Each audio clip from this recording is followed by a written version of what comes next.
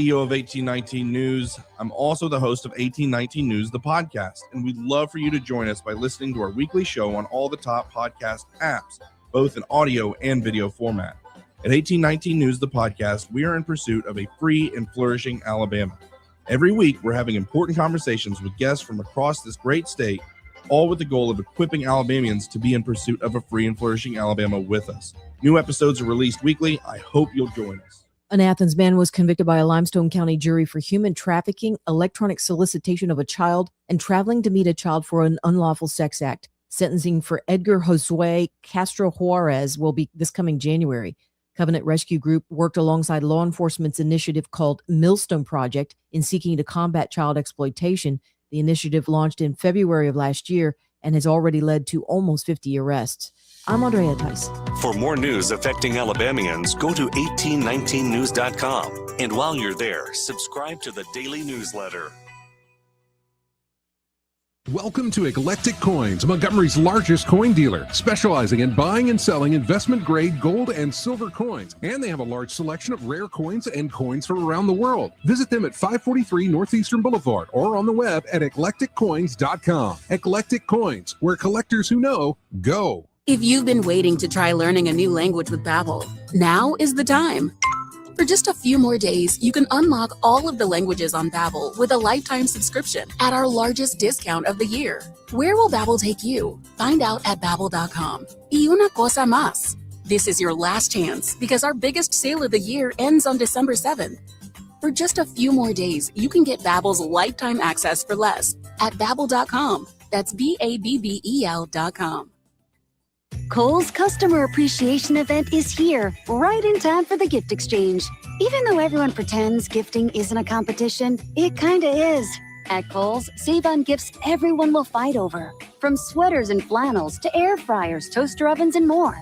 Because deep down, the gift exchange isn't just about giving. It's also about winning. Shop Kohl's and save on top gifts now. Select styles, some exclusions apply. Offers end December 14th. See store or kohls.com for details. The views and opinions of the following program are solely those of the host and other contributors. These do not necessarily represent those of Liberty Acquisitions 825, Blue Water Broadcasting, its management, staff, or any advertisers.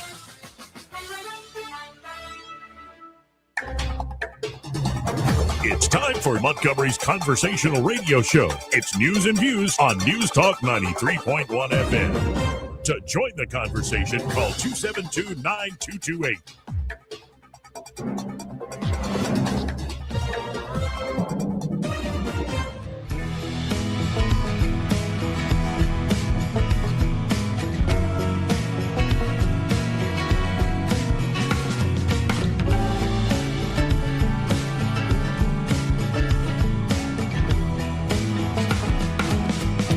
Joey Clark.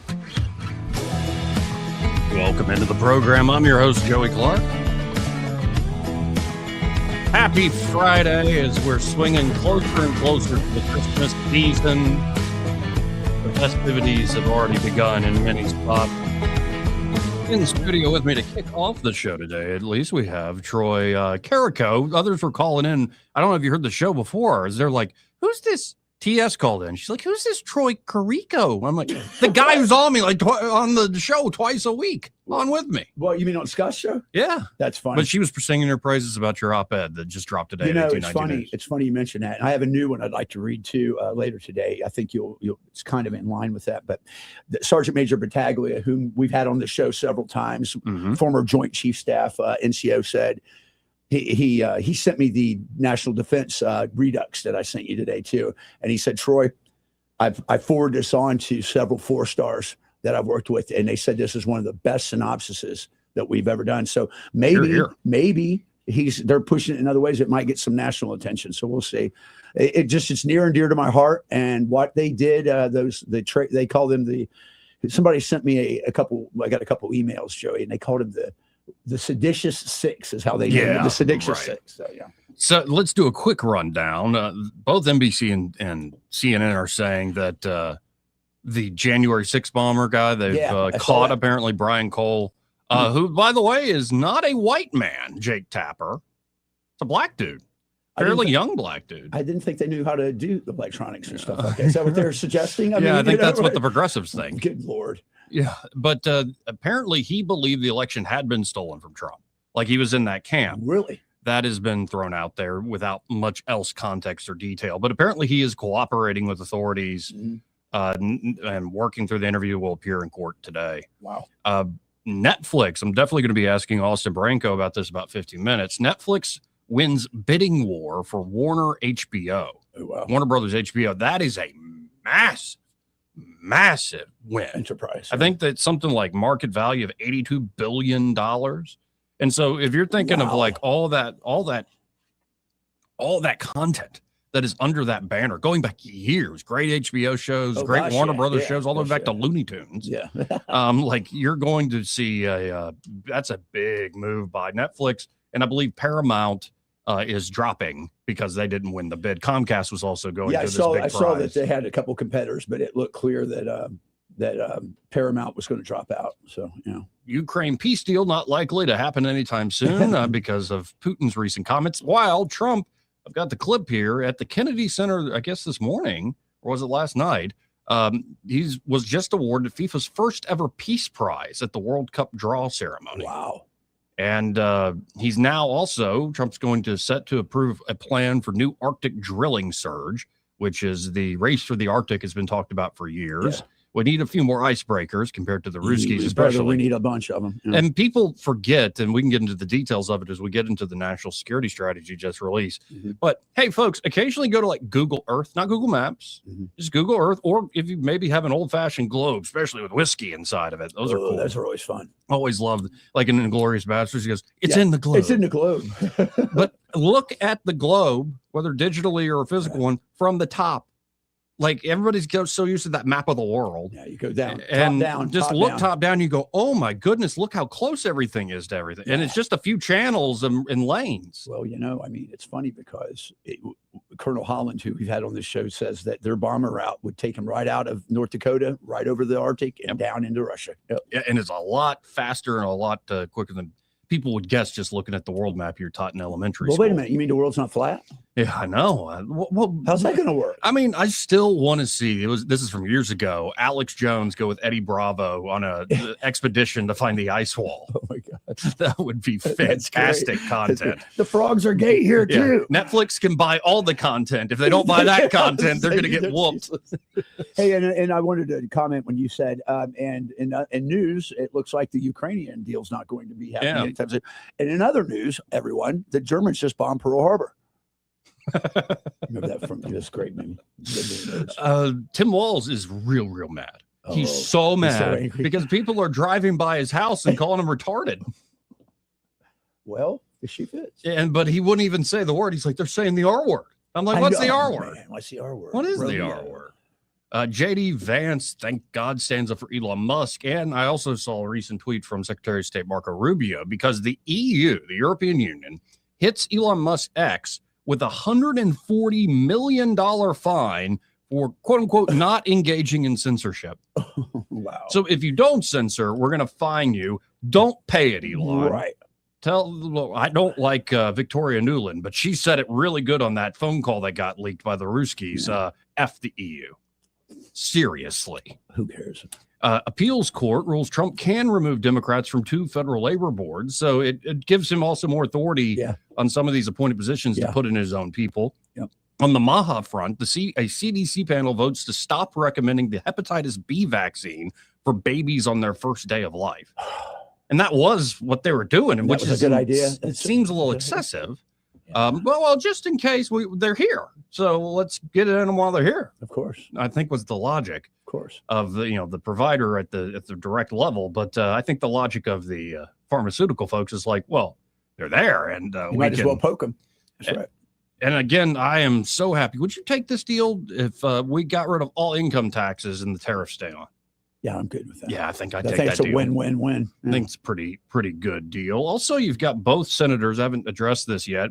Talked to Jeff Poore about it a little bit, but not the political angle with both Britt and Tuberville reacting to the Alabama power rate freeze, both saying they're concerned that Alabama has the highest rates in the Southeast. Yeah. And as I was saying with Eddie the other day, this just seems like a little PR move. Sure it is. Now, I wonder what the rates will be up to in 2 years from now. Oh, yeah. They'll make up for it. Of course it will. They'll definitely make up for it. But this new national security strategy just dropped. And I read through it quickly, but then I also threw it into Grok to just give me a summary analysis of it. Yeah. And what are people considering newsworthy? Scrub X and see what's jumping out to people. The first thing it says, and before I go into this, we have a very special guest coming up at 1:30 today. We do. We have the honorable, as I call him, Colonel Cinco de Mayo, the former commander of the 197th, former commander of the 55th Tactical Fighter Wing. He is working now on a special project that he can discuss to some degree, but it involves the Marine Corps' new policies on autonomous and drone battle space changes. So it's going to be a very interesting. So you're saying he's that unique combination. A few of these exist in the armed services of a true badass and a huge brain. He is an 18-pound brain. You've heard me refer to him as that when I introduce him. But yes, he's a warrior, and he's a Renaissance man. He doesn't make whiskey and he doesn't make honey like me and Colonel Holland do, but he's close. He's close. So I'm looking forward to that conversation, especially about the latest he's working on. And I'd love to pick his brain on some of he's going to tell you. What we're about to break down. The listeners are going to enjoy this. So there are going to be some calls. I'm sure. So here's what stands out. It's, every few years, every 5 years, right? I believe. They come up with a new national security strategy for the United States, and it's meant to be a sort of public, here are our just general doctrines. It signals a lot to the rest of the world.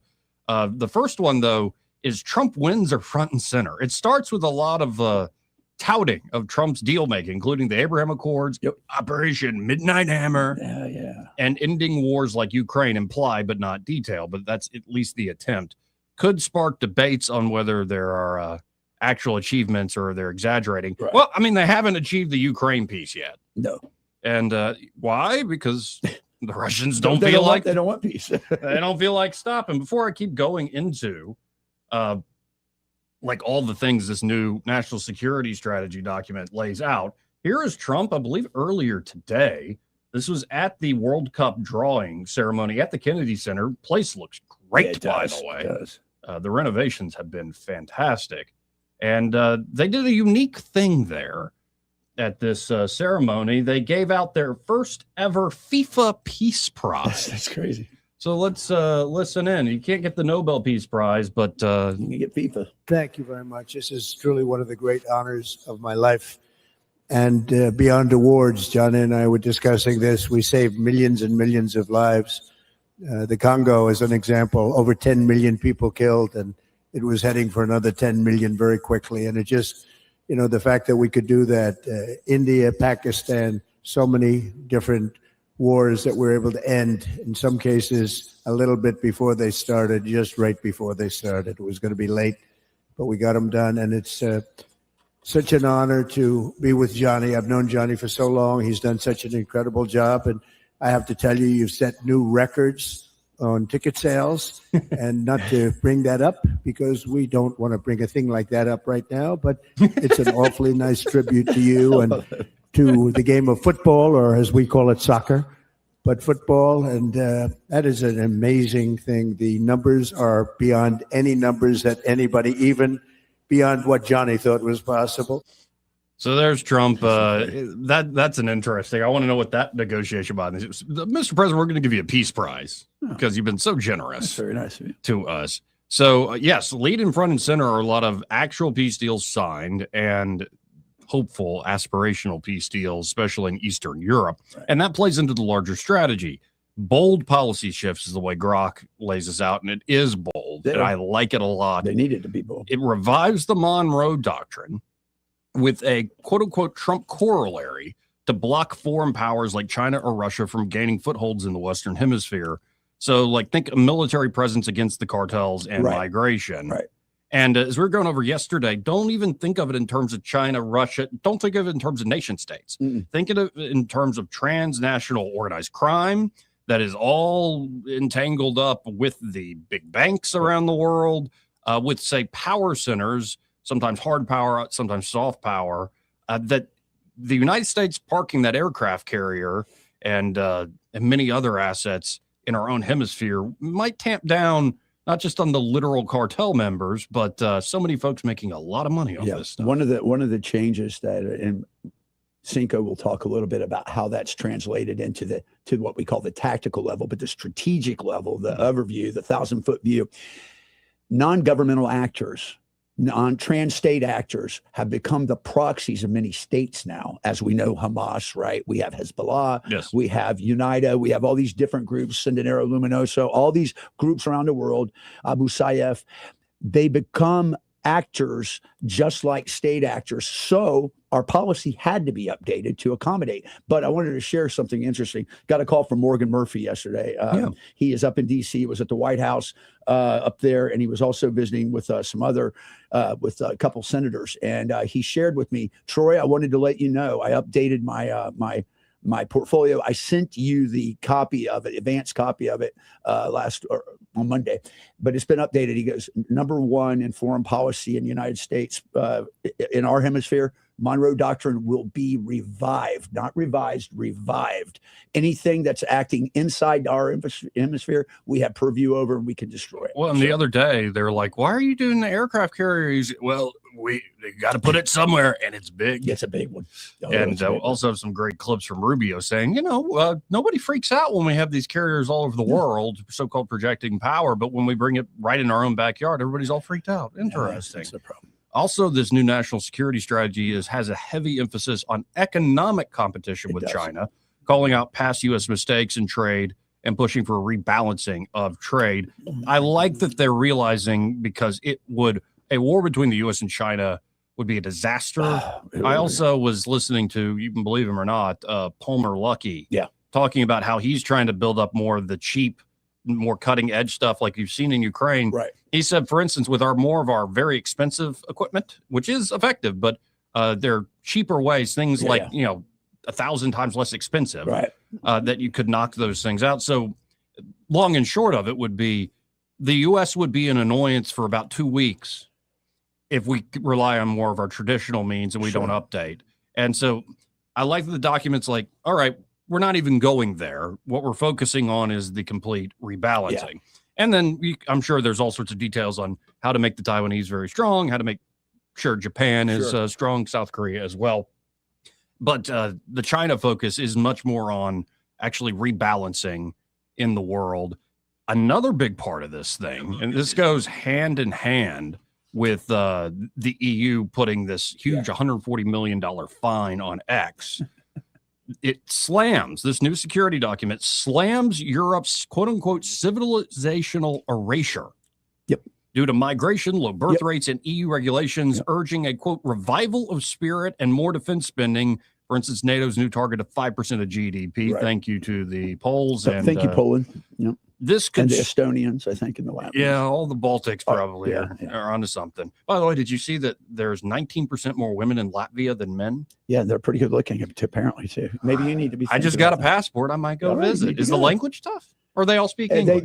They speak almost all of that area when I was over there. The only places I found that English was not widely spoken was like in places in parts of Czechoslovakia and stuff like that. But in other places up in the Baltic, they're speaking English.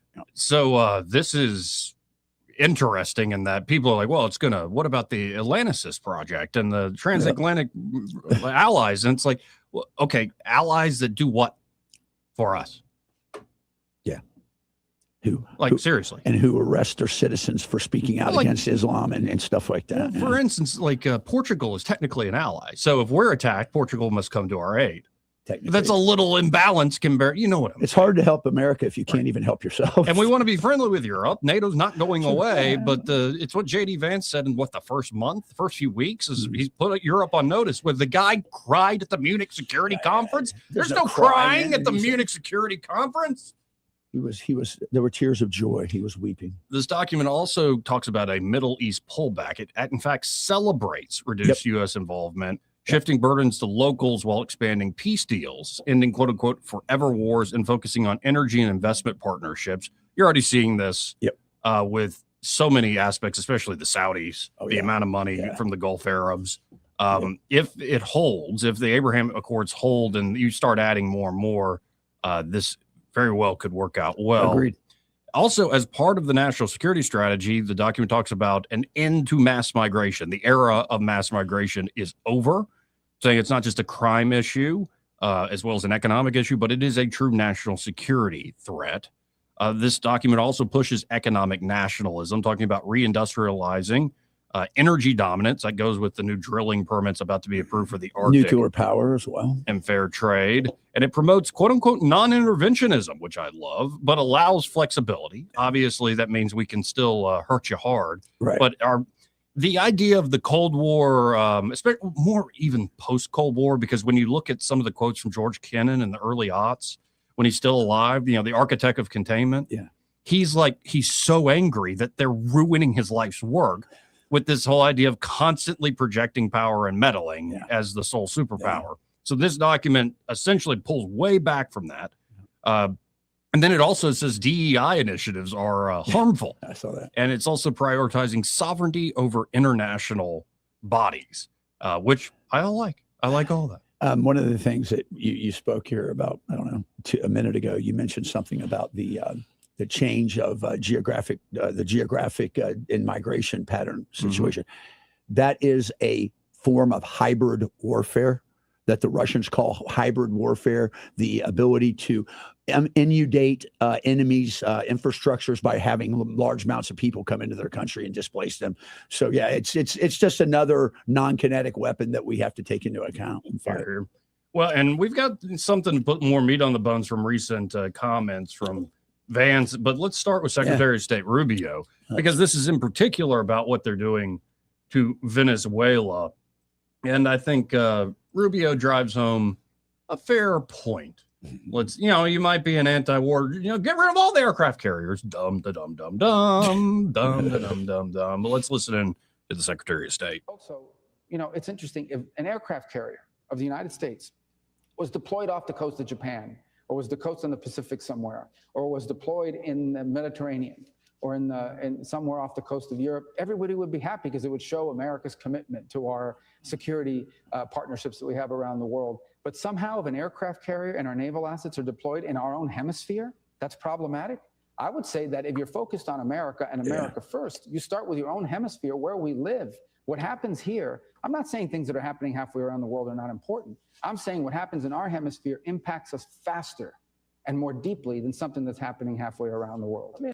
And so I mentioned earlier, as we're doing this breakdown of this, again, brand new national security strategy for the United States of America, the Trump corollary to the new reinvigorated Monroe Doctrine.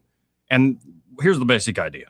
You want to curb mass migration and create stability, especially pushing back on the government's partner with the cartels and transnational crime, as I was just kind of guessing at yesterday. And maintain strategic locations, access to strategic locations like the Panama Canal, for instance. It's very critical. And supply chains. But then there's also this enlist and expand approach. They want to recruit regional champions.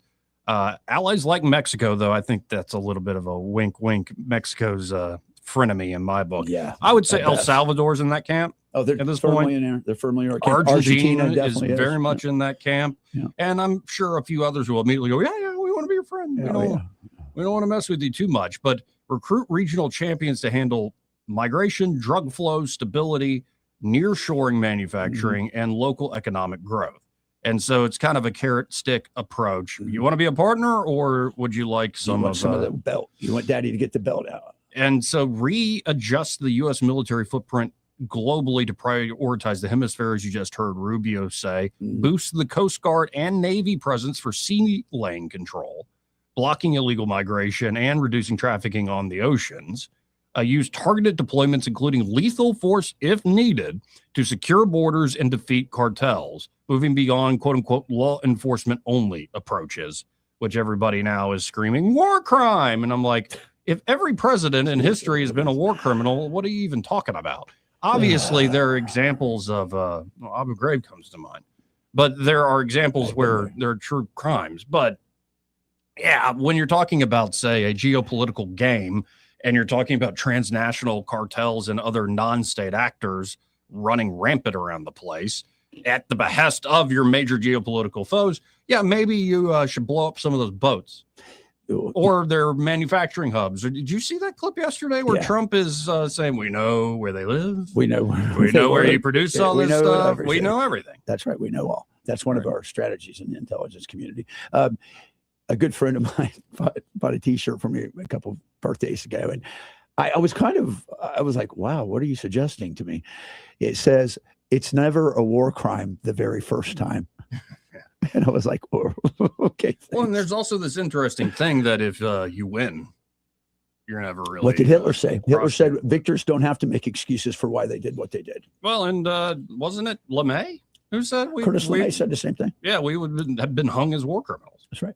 Well, and what were the planes that LeMay used? Not how they were designed to do the firebombing and stuff. Yeah, against the Japanese. The B-25 Mitchells, which were listen to this. They launched those off of an aircraft carrier with no return possibility. They had to parachute out into the jungles. Is what they did. Those pilots. That was Doolittle's raid. But it's so crazy too. Can you imagine if the Japanese actually had been? I mean, they kill a lot of people at Pearl Harbor, but they actually took out fuel depots and really hurt us. Or you look at like these battles that are pivotal, like Midway. Yeah. And like it could have gone another way. It could have. Easily. And so it's like, God bless that we're in a better position that we are now. And always remember that generation. Greatest generation. And, and I ask myself, and I get asked this question, what's different about today? Is it the enemy? Is it the threat environment? Is it the weaponry and technology we have? Why does it seem so hard to do certain things today versus then? And I think the answer is pretty simple.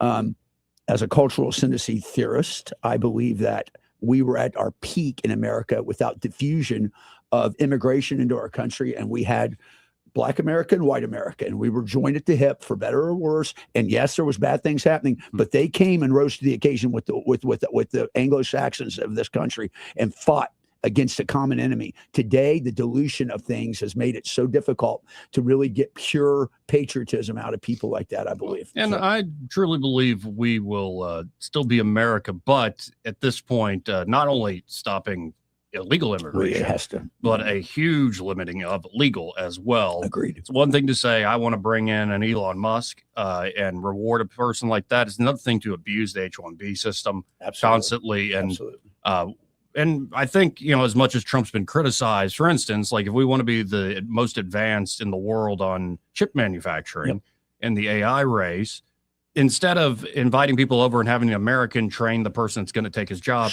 instead let's invite the Taiwanese over and train Americans that will take those jobs. Or how about revoking all of the educational visas that some of these Chinese professors are on at the University of Michigan and Michigan State, bringing in bad biological materials and things like that. Well, and then just think of the opportunity costs, like the amount of Americans that don't get those teaching assistant positions, that don't get that into that slipstream. And because the Chinese are footing the bill, right? Like, and so the university's been happy to take not just Chinese money, but all sorts of money from all over the place. We talked about that on Monday, didn't we? We talked about grade. We talked about grade degradation over time and how the A's go up. The same thing. You got an infiltration when you got an influx of money from China that controls a lot of these universities' endowments. So, well, it's so far, just from my first blush at this document, I like what I'm seeing. I like it too. I did too. I thought that's why I sent it to you this morning. Sergeant Major Battaglia gave it out early this morning to the group, our crayon eating group, as I call it. And I was like, ooh, and I sent it to you. So, well, and I'm looking forward to talking to Cinco. I mean, you're going to enjoy it. It'll be about an hour from now, folks. Because in particular, it's like, well, you can't just be Fortress America. It's like, oh, can we? Remember the Golden Dome announcement? Have you looked into the development of drone technology? Have you looked at how we can see everything in real time, given our satellite capabilities now? Like, come on, guys. We can be Fortress America. You were too young to remember this, but you know of it, is the SDI, the Strategic Defense Initiative. That was a big deal when Reagan put that out, because it put Russia on notice, and it caused a complete different approach to the idea of perhaps tactical nuclear weapons being used. And it just that's where we're headed right now, I think, and Cinco will be able to speak more in depth on that. So. Well, and I will underline this for folks like, Joey seems to have changed from his libertarian days. Yes, to a degree. It's because you're hanging out with me. Someone. You become more militant. Well, I'll put it this way. might does not make right. No, it doesn't. But right does not make might. That is true. And so it's a delicate balance at certain times. You don't want to have a fetish or like the might and the power that we have to a degree that you lose your own wits and your righteousness. Agreed. But if you want righteousness to reign, you need to be able to have the strength and summon that strength in order to uphold what is right and what is good and beautiful and true in this world. And in your thoughts, I think I talked to Brian Dawson at length on this when I was on the podcast, 1819 News podcast. Mm-hmm. I said to him, he goes, what is the answer when dealing in foreign affairs in Machiavellian sense? And you just said it best, is you don't want to use might and say, because I have superior firepower, I'm right. But I will say this, you have to have credible use of force in order to have a deterrence by saying, if I'm going to, like we've talked about it before, if I'm going to take you out, I'm not going to broadcast. I'm coming right over there and I'm going to knock your butt out. Okay. The thing is, it's okay to do that, but you don't use that as the seminal piece of your foreign policy. You use that as an enforcement on what right is. And I think we're headed in the right direction. And that has to be your North Star. What is right? What is, and I know you probably know the story better than me. Somebody put a video that showed up in my algorithm stream is King Baldwin meeting Saladin out on the fields. And the picture that was accompanied the video showed Baldwin on his back being carried out there because leprosy had taken him. It was really bad. So much. And they're talking back and forth, Saladin and Baldwin, but Baldwin's so weak that he can only really speak at a whisper. Yeah. But like Saladin's kind of thrown off as like, if this guy's so great, why would God debilitate this man to such a degree? And I think Baldwin says something to the effect of, well, because in my victory, it'll show it wasn't because I was mighty. That's right. So keep first things first, but also keep in mind that that there are second things and there are realities to this world. There are second and third order effects, and people don't understand the ramification of their actions. And we have an opportunity right now, Joey, to reset the world stage under a new order, and one for advancement and trade and good things. So we'll see. Well, this part of the program brought to you by Montgomery Men's Health, and they're at Montgomery Men's Health. They're ready to help you fellas out. Yeah. If you just don't feel yourself anymore, you're tired all the live long day, physically and mentally exhausted, you're almost even haunted by your younger self. You could go all day, all night without petering out whatsoever. You know what I'm talking about. Yeah. And of course, they're at Montgomery Men's Health. There's no guesswork, no gimmicks, just real science and effective treatments. They're not just throwing generic stuff at you. The urologists and providers at Montgomery Men's Health will tailor solutions specifically to your body and goals. And of course, a consultation there, including blood work, is pretty affordable, pretty accessible. $99. Are you kidding me? I mean, $100, and they give you the results right then before you leave. And in fact, they have treatments, certain types of treatments. They have a whole schedule and menu of treatments, but certain ones there make you feel better the very same day. It's amazing. So, gentlemen, you only got one life. It doesn't matter what point in life you are. It could be in your 20s and 30s. You got low testosterone, but of course, this starts to happen in your 40s, 50s, and 60s. Get by Montgomery Men's Health. Just call them up at 440-3663. That's 440-3663. Or go to MontgomeryMen'sHealth.com to book your appointment today. He may not know whether he's coming or going, but whether you're going to work or coming home, Greg Budell is there. Mornings, 6 till 9, and afternoons, 3 till 6. Only on News Talk 93.1 FM, WACV.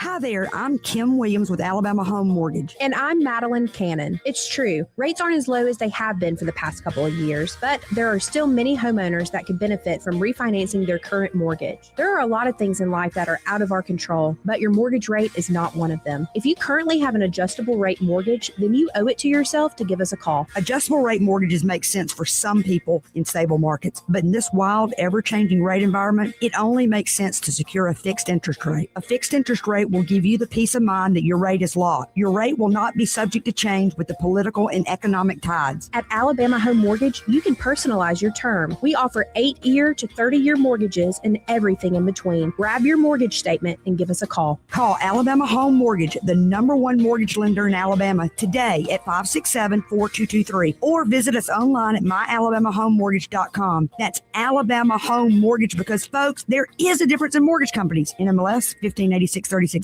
Equal Housing Lender. You're listening to Leaf Filter Radio, and the guru of gutter protection himself, Chris Cunahan, is here to take your most pressing leaf-related questions and bring you a special Black Friday offer. Hey, everybody, Chris here. I understand we have Ron on the line. Ron, where are you calling from? Ron, are you calling from a ladder? Well, I was.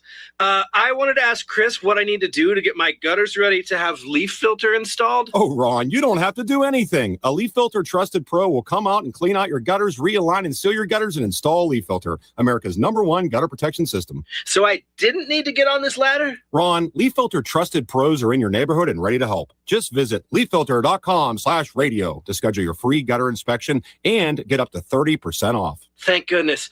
What was that site? That's leaffilter.com/radio. And now, as a special Black Friday offer, you can get a free gutter inspection, plus up to 35% off. This is our best offer of the season. Unlock it now at leaffilter.com/radio. See representative for warranty details. This is your roving reporter. Today I'm talking with a prospector. That's right, man. I'm prospecting for gold. You dig? No, but it looks like you do. And you know the first thing I'm going to do when I strike it rich? What's that? I'm going to hire David Ernest to be my money man. You mean everyone's favorite asset preservationist? That is correct, man. I'm going to call him up at 833-596-7233. 833-596-SAFE. You know, I've heard a lot of good things about David Ernest. You know, he's the best money man around with over 40 years of experience. Experience is necessary, especially when you're digging for gold. That's right, man. And I can see that you don't have very much experience. What do you mean, man? Well, you have the little plastic bucket and shovel like a kid would take to the beach. Yeah, man. Well, I want to start out small and then kind of pace myself up until I strike it rich. Well, maybe you should call David Ernest first. You think he's got a shovel? Never know till you ask. I dig, man. A lot of people talk tough. Very few get tough things done. Attorney General Steve Marshall is a warrior for our state, a fighter for our conservative values. We have fought the fights that had to be fought for the people of Alabama. Steve stands shoulder to shoulder with President Trump, ready to fight to take our country back, root out corruption, and prosecute the deep state. Alabama Attorney General Steve Marshall, you're doing a great job. Steve puts Alabama first and delivers. As a conservative, Steve stands for freedom, safety, and the rule of law. I have fought for law enforcement and stood with prosecutors and victims as we've addressed the failures that have caused our state to be less safe. Steve is the senator our state needs and our president can count on. God, grit, Alabama strong. Steve Marshall gets it done. I'm Steve Marshall, candidate for Senate, and I approve this message. Paid for by Steve Marshall for Senate. WAKA Action 8 News has brought you the River Region's first 9 p.m. news since 2007. Now you can watch Action 8 News at 9 on the Montgomery CW. Want to know where to find it? Go to Channel 22 with your antenna, DirecTV or Dish Network, Channel 14 on Charter Spectrum, Channel 7 on C Spire, and Channel 19 on WOW. Get your Weather Authority forecast, lace up sports coverage, and your local news. It makes a difference where you get your 9 p.m. news. Watch Action 8 News at 9 on the Montgomery CW. With the Wall Street Business Report, I'm Rich Thomason. The cost of borrowing for a home declines again. Mortgage rates head lower. Mortgage buyer Freddie Mac says the average rate on the 30-year mortgage fell this week to 6.19%. This is the second straight drop after 3 straight increases. The average rate is now at its lowest level since the last week of October and near its low point for the year. When mortgage rates decline, they give homebuyers more purchasing power. Several housing economists are forecasting that the average rate on a 30-year mortgage will remain slightly above 6% next year. I'm Alex Vega. Netflix has struck a deal with Warner Brothers Discovery to buy the legacy Hollywood giant studio and streaming business for $72 billion. Dollar General stock rallied after reporting a better-than-expected profit. Kroger dropped after reporting weaker revenue than expected. For the Wall Street Business Report, I'm Rich Thomason. Rich Thomas Weather, a service of Riverside Chevrolet Wetumpka. If it's Chevy, it's Riverside. Best price, best selection. Check them out on the web at riversideusa.net. Rich Thomas Weather. Well, hi, everybody. There's a lot riding on the forecast with several Christmas events scheduled. Today, periods of a cold rain today and tonight, and there will be a lingering chance during the daytime hours on Saturday as well. There'll be several dry hours mixed in, though. It'll be a cold rain with Friday's high up to about 51. Will be around 44 Friday night. Saturday's high only 54. Maybe some isolated leftover showers early in the day on Sunday before improvement, high near 60. From the Blue Water Weather Center, this is Rich Thomas. Budget Floors and More has the best prices. Carpet as low as 69 cents per square foot. LVP starting at $1.29 a square foot. Sheet vinyl as low as 65 cents per square foot. And the lowest prices on flooring installation supplies. Budget Floors and More across from Delray Publix. The River Region's first and only news talk station on FM. Live, local talk. News Talk 93.1 FM WACV.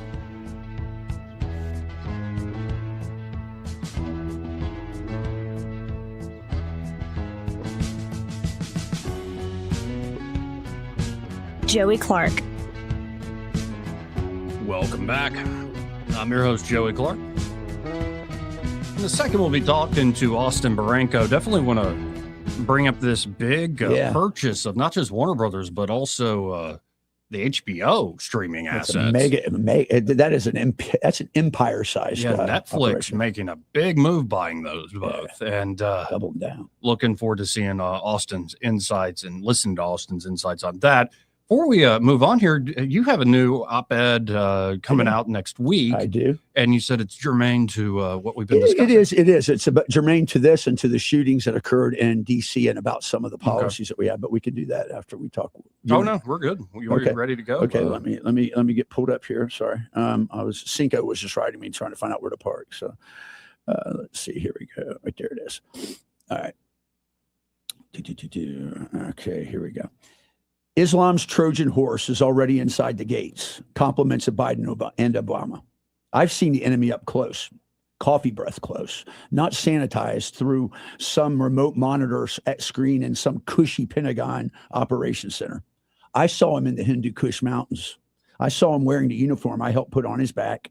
I saw him carrying the rifle I trained him to use, eating the chow I shared with him, only to have him slip out at night to plant IEDs with his Taliban brothers using the very gear for which Uncle Sam paid for. That was Afghanistan, 2009, 2010. I was embedded as an International Security Assistance Force advisor with the Afghan National Army. Daytime, they called us Mentor Sahib, smiling just enough to keep those paychecks coming, Joey. Nighttime, green on blue, insider attacks, fratricide, friendly fire happening at a rate of 10 times more likely for an ANA unit with American embedded advisors than non-American advisors. 10 times likely to have fratricide shooting of American advisors. That's not bad luck. That's bad intentions. That's Taqiyya, a Shia doctrine that explicitly permits lying about one's faith to advance Islam or protect oneself from danger in action. First, fast forward to last week, D.C., an Afghan, quote, refugee, one of the 80,000 plus rushed into this country under Biden's catastrophic 2021 evacuation and Barack Obama's earlier open borders pipeline, ambushes 2 West Virginia Army National Guardsmen. Proper vetting? Of course not.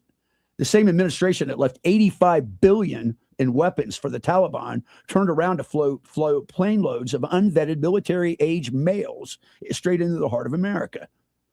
The Obama administration allowed refugee resettlements favoring Muslim countries, but Biden doubled down, throwing open the doors while our borders burned.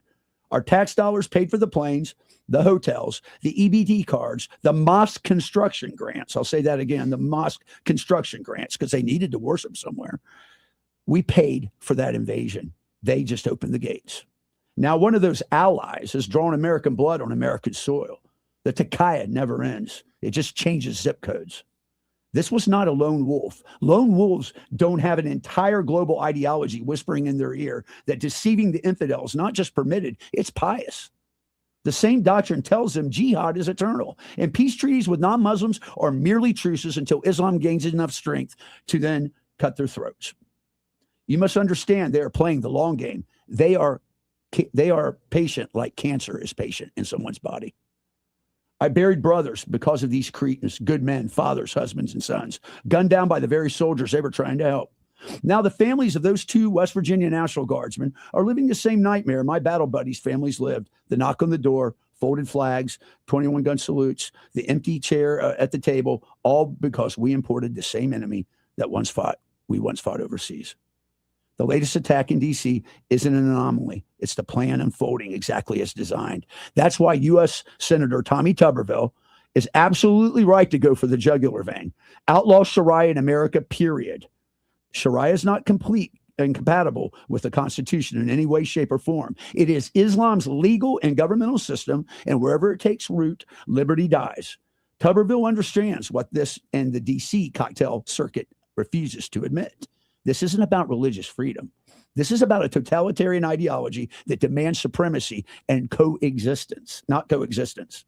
Alabama must lead. We are not Minnesota. We are not Michigan. We will not become Eurabia 2.0 while the rest of the country sleeps. If the federal government won't protect us, then we shall protect ourselves. Ban Sharia, deport the radicals, shut down the mosque, teaching conquest and neighborliness, and not neighborliness. Revoke citizenship from anyone who puts Islamic law above the Constitution. No dual allegiance, no Takaya loopholes. My brothers died fighting this evil over there, so you wouldn't have to encounter it here. Thanks to Obama, Biden, and every treasonous bureaucrat who opened the gates, they are here now. Listen to them closely the next time one of these moderate imams or fresh off the plane refugees shrugs and says, Inshallah, responding to your question about whether they'll accept laws, our culture, and our very right to exist. This phrase doesn't mean what you think in a Christian literal sense, God willing, Inshallah. We basically... I'm sorry. No, in their mouths, Inshallah is a murking promise. Whatever whore comes next, whatever knife finds an infidel's throat, whatever bomb rips through a Christian market, it's not their fault. It's Allah's will. Personal responsibility, honor, those are Western concepts you best get over with when dealing with Islam. When jihadists pull the trigger of a vest cord, he doesn't own it. He just mouths Inshallah, washing the blood from his hands like Pontius Pilate with Christ. That's the trick. That's the built-in escape hatch. Islam has, and it always has. Its soldiers never have to take responsibility or accountability, never feel shame. Just blame God and keep marching towards Islamic domination. What religion and culture, and I speak from this firsthand in Iraq, takes a mentally challenged young girls from an orphanage, put suicide vests on them under their burqa garments, give them money to go into marketplace at the Mubarak during main shopping times to buy candy, and then detonate them amongst their own people.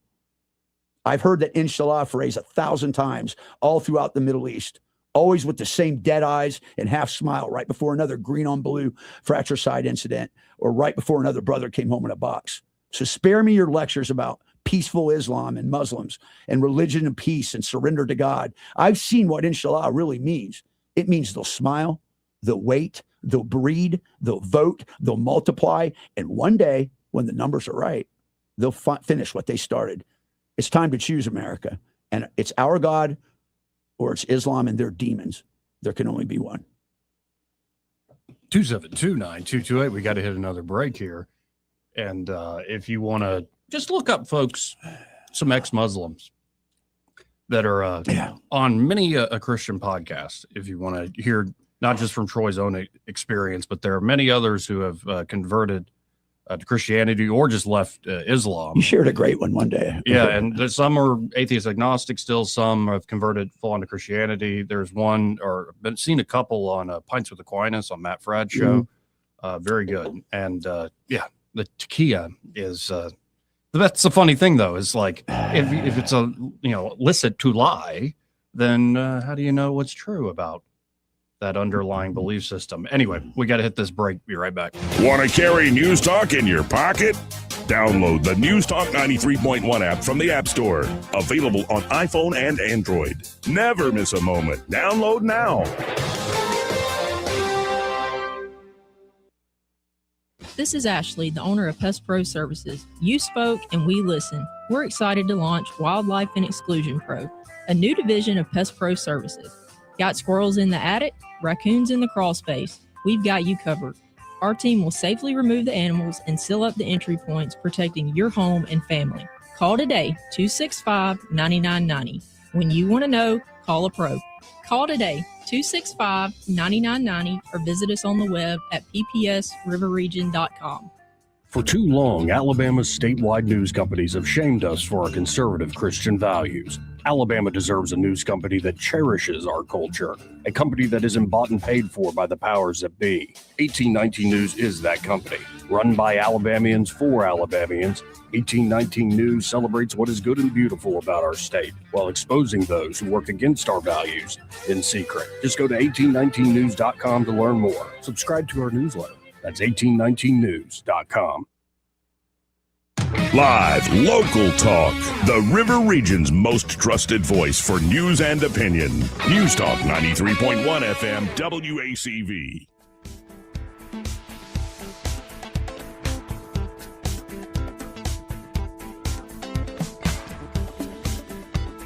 Welcome back. Let's go right to the phones and talk to Austin Barenko. Hey, Austin, how you doing? Been a great Friday, Joey. How about you?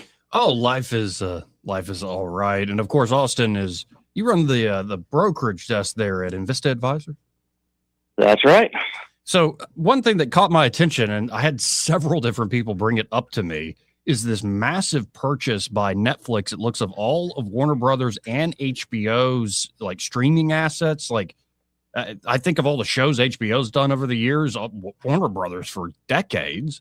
This seems like a big move. Yeah, it definitely is. I've been watching a little bit of the news on CNBC throughout the day, and I think they have a little bit of an antitrust hurdle to clear. It sounds like they wouldn't have made this announcement if they didn't think that hurdle could be clear, but there still is some skepticism about that. I saw Netflix trading down slightly and Warner Brothers trading up slightly. I think Netflix was down 1%, Warner Brothers up 3% on the news. So, it's a little bit more of a risk in my mind for probably Warner Brothers than it is Netflix.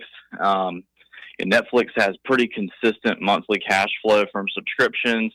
I think Warner Brothers subscription basis has been down, but in my opinion, in the shows that, I watch with my wife and kids and stuff, the HBO series particularly are very sharp product. And I think Netflix bringing that into the fold is a huge win for them. I think in the long run, Netflix stock could rally on this news. And as a consumer, you got to be pleased when these bundles are starting to consolidate. We went through the world of cable, and everyone loved cable, but cable prices started shooting up. So then everyone started streaming individual services, right?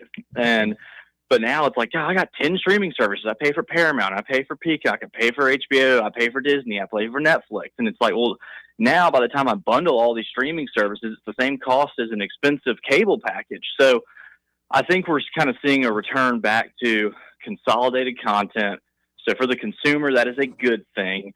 But eventually you'll see these prices push up, I think, in the next 3 to 5 years, and we'll be kind of right back where we started. But anyways, all in all, it's super interesting to watch. It doesn't surprise me that your listeners have had questions about it, and it's something that we'll continue to keep an eye on. But I think it is a good thing for the consumer and for Netflix in the long run.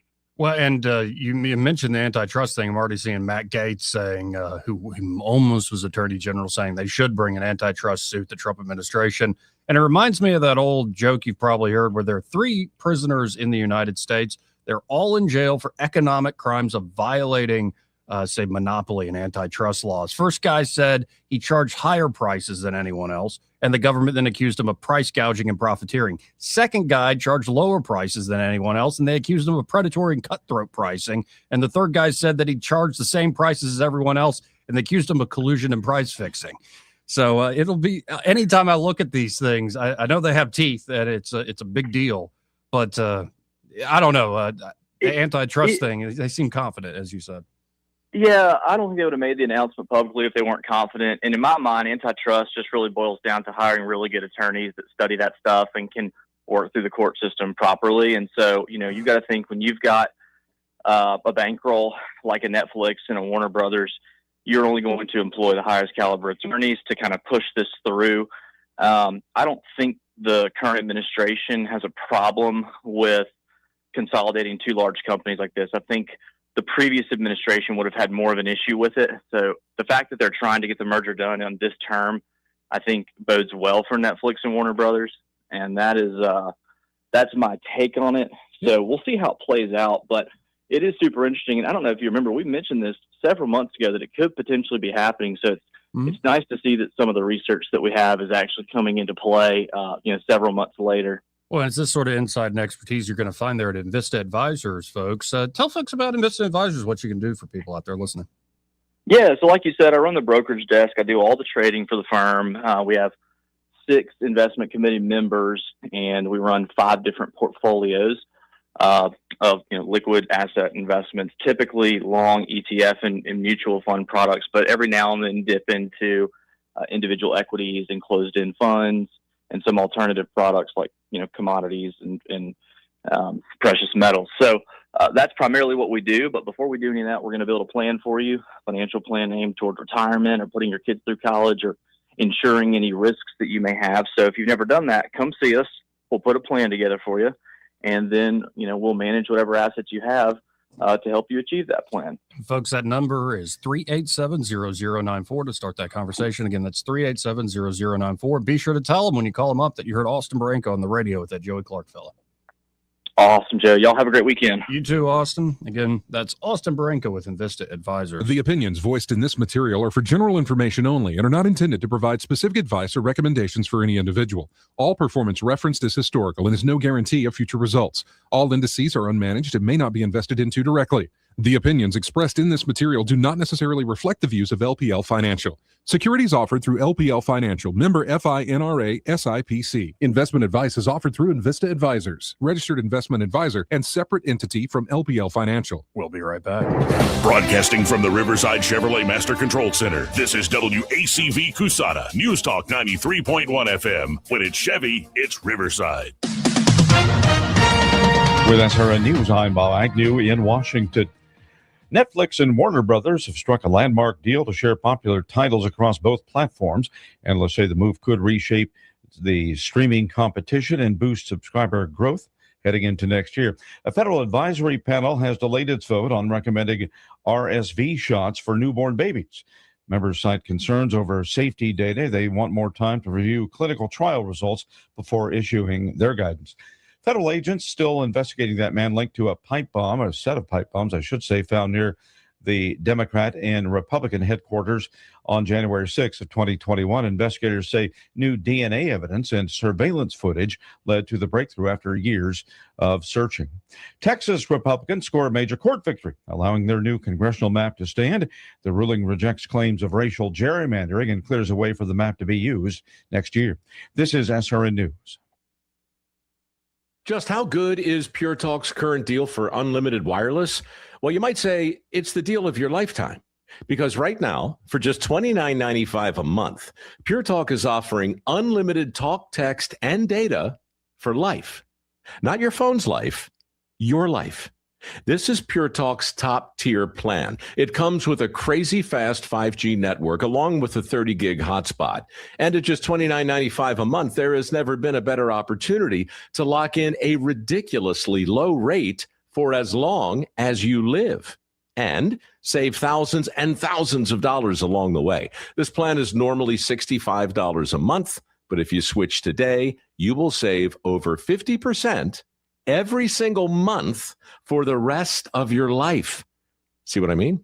It really is the deal of your lifetime. Dial pound 250, say micro. Offer ends 12/7. Some restrictions apply. Details at puretalk.com. Rich Thomas Weather is brought to you by McPhillips Schimbaum. My name is Aaron Luck, a partner with the law firm of McPhillips Schimbaum. If you or someone in your family has been seriously injured by the negligence of someone else, call me directly. 262-1911. Rich Thomas Weather. Well, hi, everybody. There's a lot riding on the forecast with several Christmas events scheduled. Today, periods of a cold rain today and tonight, and there will be a lingering chance during the daytime hours on Saturday as well. There'll be several dry hours mixed in, though. It'll be a cold rain with Friday's high up to about 51. Will be around 44 Friday night. Saturday's high only 54. Maybe some isolated leftover showers early in the day on Sunday before improvement, high near 60. From the Blue Water Weather Center, this is Rich Thomas. From the Blue Water Broadcasting News Center, here's today's top stories. Both of Alabama's legislative chambers have pre-filed bills requiring state office holders to be natural-born United States citizens. Currently, there are different lengths of time that someone has to be a U.S. citizen to hold office in Alabama. However, none of them require a person to be a natural-born U.S. citizen.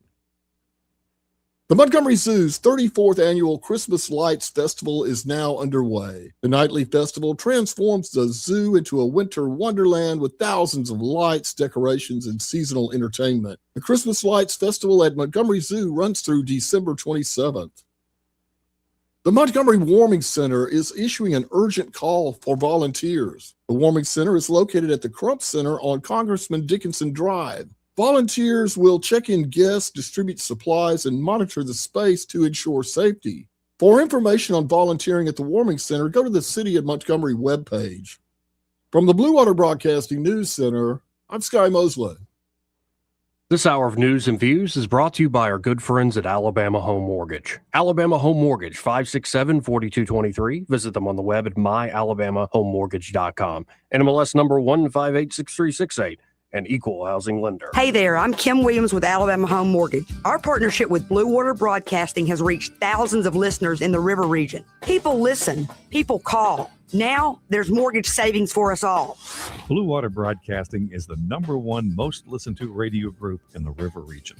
Find out how to put this reach to work for your business. Call us to find out how we can help. Blue Water Broadcasting. Local folks helping local business. I'm Jim Smith with Adams Drugs. At Adams Drugs, we offer a wide variety of services, including delivery, compounding, wellness clinics, and immunizations. Now is the time to visit any Adams Drugs location and get your flu shot. Getting an annual flu shot can help prevent you from getting the flu, reduce the severity of symptoms if you get the flu, and prevent serious complications such as hospitalization and death. Getting your flu shot at Adams Drugs protects you from getting sick, but it also makes sure that those around you, especially those at high risk, remain safe. Each year, up to 49 million people in the U.S. contract the flu. Depending on the flu virus's severity, deaths as a result of flu complications could skyrocket to 79,000 people nationwide. Visit us at adamsdrugs.net for a location nearest you. Adams Drugs is your local, independently owned Health Mart pharmacy. Health Mart, taking the time to listen and care. The views and opinions of the following program are solely those of the host and other contributors. These do not necessarily represent those of Liberty Acquisitions 825, Blue Water Broadcasting, its management, staff, or any advertisers.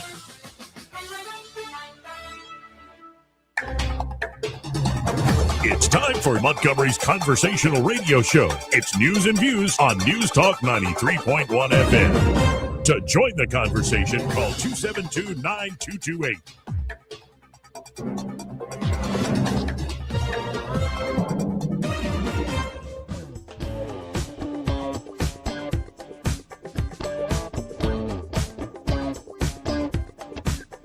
You filthy animal. And a Happy New Year. Joey Clark. Welcome back. I'm your host, Joey Clark. Troy Carrico here in the studio. Very soon we'll have Colonel Douglas DeMaio. Like you a call true him Cinco. I do Cinco. That's his call sign. And he, once you get a call sign, Joey, it's just like next to impossible to get it changed. You have to go through a kangaroo court. It's a lot of pain, I think. It's probably worse than wrestlers. Like a true warrior. This is why I love the man. He's like, I need caffeine. I got to have caffeine. Oh, so no, I said, I'm with him. Right across here, go get it. So he's on his way back. I hear you. I hear you loud and clear, sir. Looking forward to talking to him. And I'm looking forward to Eddie Bader getting here before too long because he bought a 16-pound like jamon serrano, leg of ham that you shave off and stuff. Sounds Brazilian, huh? No, it's Spanish. That's Spanish. Spanish. Not Portuguese. Yeah, very. I'm looking forward to eating some pork, me too. Some ham. Talking about drones and bombs. Let's go to Soldier Boy. Hey, Soldier Boy, how you doing? Hey, Troy. What's up, Soldier Boy? Salam alaikum. Assalamu alaikum. Malaikum assalam. Man, you were right. When I was in the Green Zone in Baghdad, we had many times, we call it the Haji Mart, which was the flea market. Yep. And they'd have little young people strapped with explosives underneath their feet, so You know, you had to be real careful. You know, I used to say, Joey, Yeah. I used to say, guys, I said they're animals, and I said, wait a minute, animals wouldn't do that to their own. So they're No, a they're all sub- too human. Yeah, but you're right, Joey. That's human. I worked. I did IT in a land shop, okay, the local area network shop over there, and I got to do some computer work and networking for the Ministry of Defense. It was a colonel, and he was Iraqi, a soldier. And I asked him, he had gone during the, King Saddam Hussein. He went to Oxford, so that's why he had that Oxford English, kind of talking, Right. accent. And I asked him, why you smoking and drinking? It's the Ramadan. He goes, he said, that's for the crazy Muslims. He says, I ain't got time for them. The hypocrisy is But crazy. you know what but he told me something like exactly what you said, and that was the Quran. That the Quran allows you to lie, steal, cheat, murder, commit any crime for the advancement and betterment of a tribe. That's true. And I've learned something. Those are not regular. They're tribal people. Ask the Sunnis and the Shiites. My God, they were starting fights every damn day. And you wonder why you wonder why we have problems in the Middle East. Lord Balfour saw to that by making arbitrary and then even national boundaries. Take like the best case scenario. There's a guy who like cooperates, is on the up and up, gets entry into the U.S. because of his cooperation with the United States Armed Forces, and you drop him into modern America. Think it might be a bit of a culture shock, and there might be a bad reaction. Yeah. Absolutely. Yeah. It wouldn't be for my colonel because he was Oxford raised, man, with that accent, man, that British accent. Oh yeah, no, some and folks he really had fit in, but Well, my understanding is they're saying that this cat was being militarized by a local mosque. Which there you go. Once again, You know what the colonel, hey, Troy? You know what the colonel told me before I left? goodbye. He said, Sergeant, Sergeant Soldier Boy, take this advice with you. Yeah. When you guys leave, nothing will change. Nope, it will not. You are here for a waste of time because nothing's going to change. You think you're going to change something? Sunnis and Shiites have been killing each other since the beginning of time. Remember, what was it? The Bosnians and the Croatians used to kill each other for religious purposes? Yeah, Croats and Serbs. And also, the Ruskies couldn't do it. Soviet Union couldn't do it. The British Empire, when it was really capable, couldn't do it. Nope. Alexander the Great couldn't do it. That's right. Like, it's just that part of the world. They all know better than I. It's like good luck actually controlling it. It's funny because in 03, I was there. Yeah, yes. Okay. I could say capeaholic. You know what that means? Of course, that means thank you. Yes. Shukran. I learned that quick. Yeah, off on. I learned that when I had to ride the bus, man. I had to thank the bus driver. Yeah. Shukran. Capeaholic. But but you're so right. It's totally the opposite of the Bible, the Quran. Don't tell me it's just different. No, it's not, dude. You can cheat, steal, murder. But it has Jesus in it, and Jesus shares the good news, Yes, and the it good does. news is Ahmed's coming. coming. That's right. He's a Messiah, or a prophet. A prophet. I've been rereading through the Bible. I didn't see that. No, I don't see that anywhere else. You hear what happened in New York City yesterday? Another homeless person was lit on fire and burned with fuel. 18-year-old kid, they caught him the next day. Set him on fire. Well, I agree with you on that. And didn't they just have somebody last week that was set on fire too? Was it Yeah, lady it was on a public transit, right inside public transit wait, I think, something like that, at the subway. I believe it was in Chicago. It was in Chicago. It was in Chicago. Chicago. Yeah. I tell you, what is the mindset of people that put fuel on somebody and light them up? Demons. Just man. watch. Demons. Because they got video of the 18-year-old kid watching it.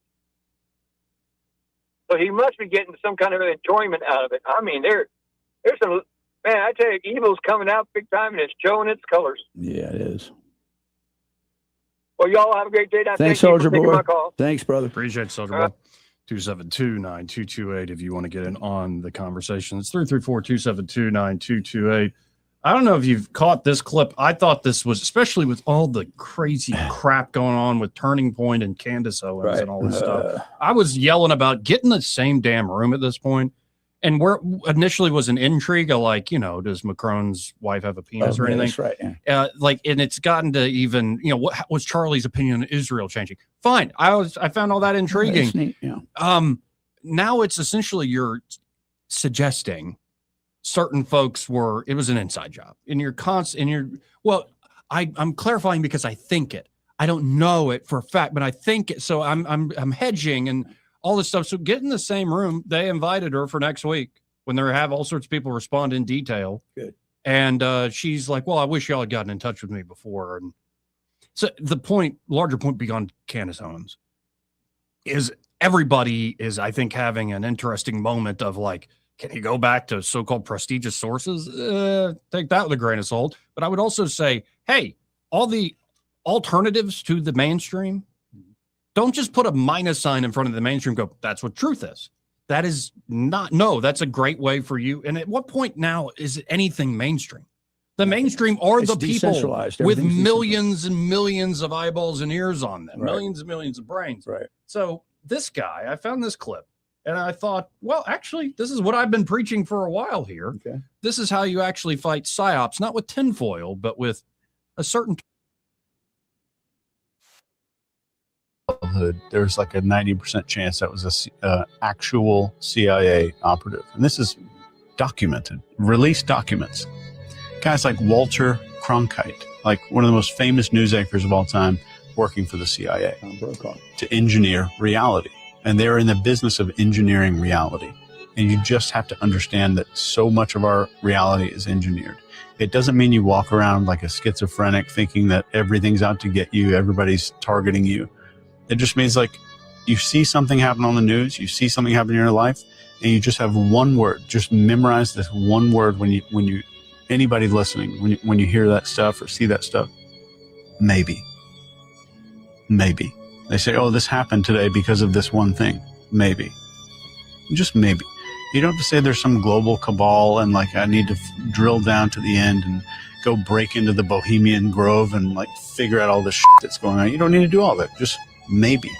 That word can protect you from so much of the that's going on with engineered reality. Amen, brother. So, did you watch the most recent installment of Ghost in the Machine from the fourth PsyOps group? A little bit of very it, yeah. disappointing. It was terrible. I thought it was, man. The other two, listen, the other two were so good. Yeah, intense. Yeah, but you know what's funny about it, right? Is that the term "Ghost in the Machine"? Do you know where it originates from? It's not the Police album, which is a good album, by the way. Ghost in the Machine. It's Rene Descartes. Rene Descartes, in his duality arguments, he talks about there's always the ghosts in the machine. And I find that interesting. I forgot about that when I originally brought that up to you. It's a Descartes theory. Interesting. Yeah. Let's go to line one. You're on there. Who's this? That's Papa B. Hey, Papa B. How you doing? Hey, guys. Hey. Seems like I got like a reverb here or something. It should be improving. You're coming in loud and clear on our end. Charlie. You know, my mind just works so crazy, twisted, I guess. That's good. Full of microaggression. Hey, microaggression. I spread microaggression. I love it. Like mayonnaise on a ham and cheese sandwich. But nice. Put some extra on. Put some extra there on there for me. I put some dill on You it. put some dill on there. Yeah, when he goes to Home Depot, he puts a MAGA hat on. Yeah, right. That's an example, for instance. So, you know, today there was this guy, he barely could speak English. He was some elected official from somewhere. Yeah. And he was saying something like, Trump, he war criminal. We have to impeach Trump, he criminal. And I'm like, good God Almighty knows. We have to deport you, buddy. So I mean, the only thing I was like having flashbacks of Bugs Bunny and the little Aboriginal guy with the spear and the boomerang, and they were having the conversation, and I was like, man, I need to learn how to do memes because I would be like Bugs Bunny talking to this guy, and saying "Unca bunka, inca binka, unca bunka," and and making him go crazy, just like, "What did I say? What did I say?" It's just, I don't understand how in the world we've come to the point where we've elected people that just they can't speak the language, first of all, but second of all, the only thing they can do is carry water for the Democrats. How does it happen? How does this happen? Tell me. Because it's been the plan for a long time. This is a planned type thing. Yeah, right? no, if That's you what are it tells me. losing the, say, native constituency, you just import them. Now, we've seen that with Britain in particular, and talk Big about time. how the working class in Britain has been left behind. In this country, a lot of folks point back to 1965, but I would maintain that even America letting in a lot of folks with chain migration and family, which should change. We should go to merit-based migration. That we were doing all right, slowly but surely trying to assimilate folks. But think about like the amount of people purposely brought in just the last few years. Yeah. And Oh, and abusing the whole refugee and asylum process and so many things in that regard. So abusing our goodwill, basically. Exactly. So yeah, I agree 100%. But anyway, look, as a boomer, I know that my thinking does not translate sometimes. But when I think of how I would respond meme-wise to some of these guys, I mean, that's naturally what I draw from, is some of the cartoons that I watched growing up, And if you're not a boomer, if you're not from that era, you may not understand it, but I bet you some of the boomers that I grew up with get what I was talking about. So anyway, guys, thanks a lot for letting me call and chime in. Okay. appreciate you. Thank you. Some reason my monitor here for the radio thing just went out. Nice. So we'll keep going, but let's bring in our guest. We have Colonel Douglas DeMayo here, or DeMayo, however you say. How are you doing today, I sir? answer to both. We're good with it. Great to see you. I've heard Good to see much you. about you from this gentleman right over here. Yes, we've become. He's my brother buddies. from another. He's my Yeah. brother from another mother, but the same father. So Now, Troy, do you kind of want to introduce him as I try to fix this? if you don't mind. Yeah. So we've had him call in before, but I thought it would be good because he's now involved in a project that I think your listeners will actually become very interested in. So Colonel DeMayo is he's a true warrior. He's got over 3,000 hours in the Viper, a couple different blocks. He's flown several combat missions. I believe you have fired around in anger at objects, on the ground. I know you've destroyed a truck and so forth. And so this is a man that's really a proverbial tip of the spear. And as a Ranger, I find him, I say this, Joey, I can count on both hands the people I would have in a foxhole with me during a fight. And this guy is on the first hand of those five. And that includes a lot of guys I served with in combat. So I know what he's made of. I know what his ilk is. I know what his constitution is. And like many people, good things happen, bad things happen occasionally in life. He just shrugs them off and he keeps going. And right now he's involved in a really cool project. He's an 18-pound brain from the U.S. Air Force. General Quast called him one of the visionaries and brightest young minds that he had been associated with in the Air Force. He became a subject matter expert in space and in China, and now he's moving into autonomous vehicles and so forth. So I'd just like to introduce Colonel Cinco Douglas DeMayo. Thank you so much, Troy. Appreciate it. So I don't even know where to begin looking at this new national security strategy document and kind of doing a quick breakdown. I mean, I don't know if you've had a chance to look at it. If you've been tracking, anybody's been tracking the Trump administration, I think it's pretty much what they've been doing. But what are your thoughts in terms of like this shift in strategy, especially the focus on our own Monroe Doctrine? Yeah. That's Sergeant Major Battaglia sent it out this morning. Did you get it? I got it, but go ahead and No. Just we're curious. What he was asking is it's really what we already know, but Right. it's doubling down on immigration, on narco terrorism, and I think you can talk about this, the non-state actors and other quasi proxies that we are now fighting in this hybrid warfare. Yeah. So the thoughts about this are, and I'll branch into the area that we've been talking about here recently, which is unmanned vehicles. That's right. Right. And so you're seeing a lot of this happen here.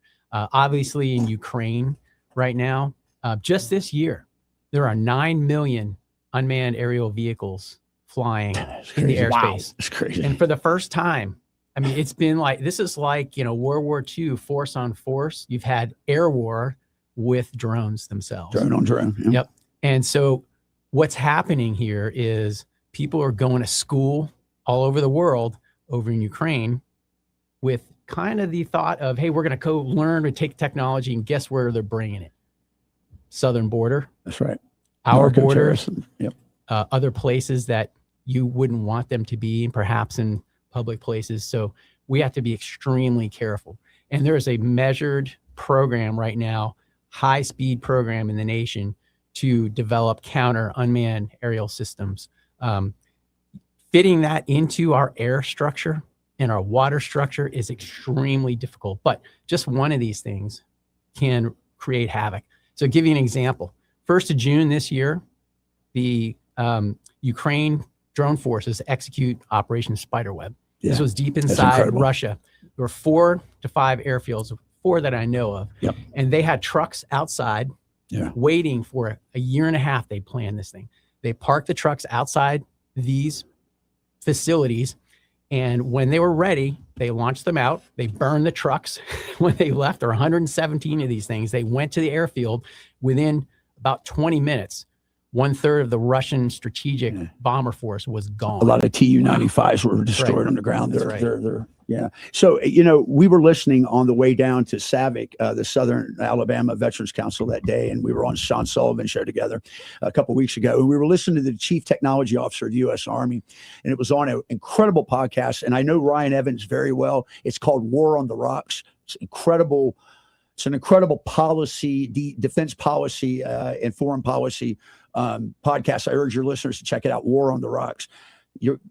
Ryan, you can give me that $20 later. At any rate, what I wanted to say is this. Remember how I thought it hit me right between the eyes. He goes, trying to explain to a civilian or to someone in the lay world, not in the military world, what a drone potentiality, a kinetic strike is.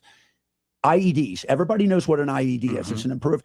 Think about IEDs that can move at 100+ mile per hour. It could attack from any direction at any time. Well, and on the attack the Ukrainians pulled off there that you just described, I'm wondering what was, say, the cost of a few of those drones compared to the cost of those strategic bombers? You're talking orders of magnitude. Now, you can take pretty much any drone off the shelf and convert it to a weapon pretty fast. And so what the Ukrainians are doing, they have perfected the art of making these drones in theater. They have mobile factories. They develop all their own equipment, motors, chips, the goggles that they Control use units, as well, yeah. the control units, and they project them through multiple different sources, satellite. So say etc. that again. They actually have mobile truck. Tell them how they've got shops that they move around That's the right. country all the time. Yeah, they're mobile manufacturing. So you don't know where they're at. And so the cool thing about that for us is we're taking those lessons and we're bringing them to Scaling our them. battle space. For example, the U.S. Navy is looking at edge manufacturing where they can bring out. And so we've basically taken this air battle and put it under the sea. Yeah. Wow. So think about that. Yeah, And that's transmedium. happening right now with the United States Navy. They're just starting to institute an innovation team. I forget the name of it, but it's just starting. And as a matter of fact, they're going to meet here in a couple of weeks.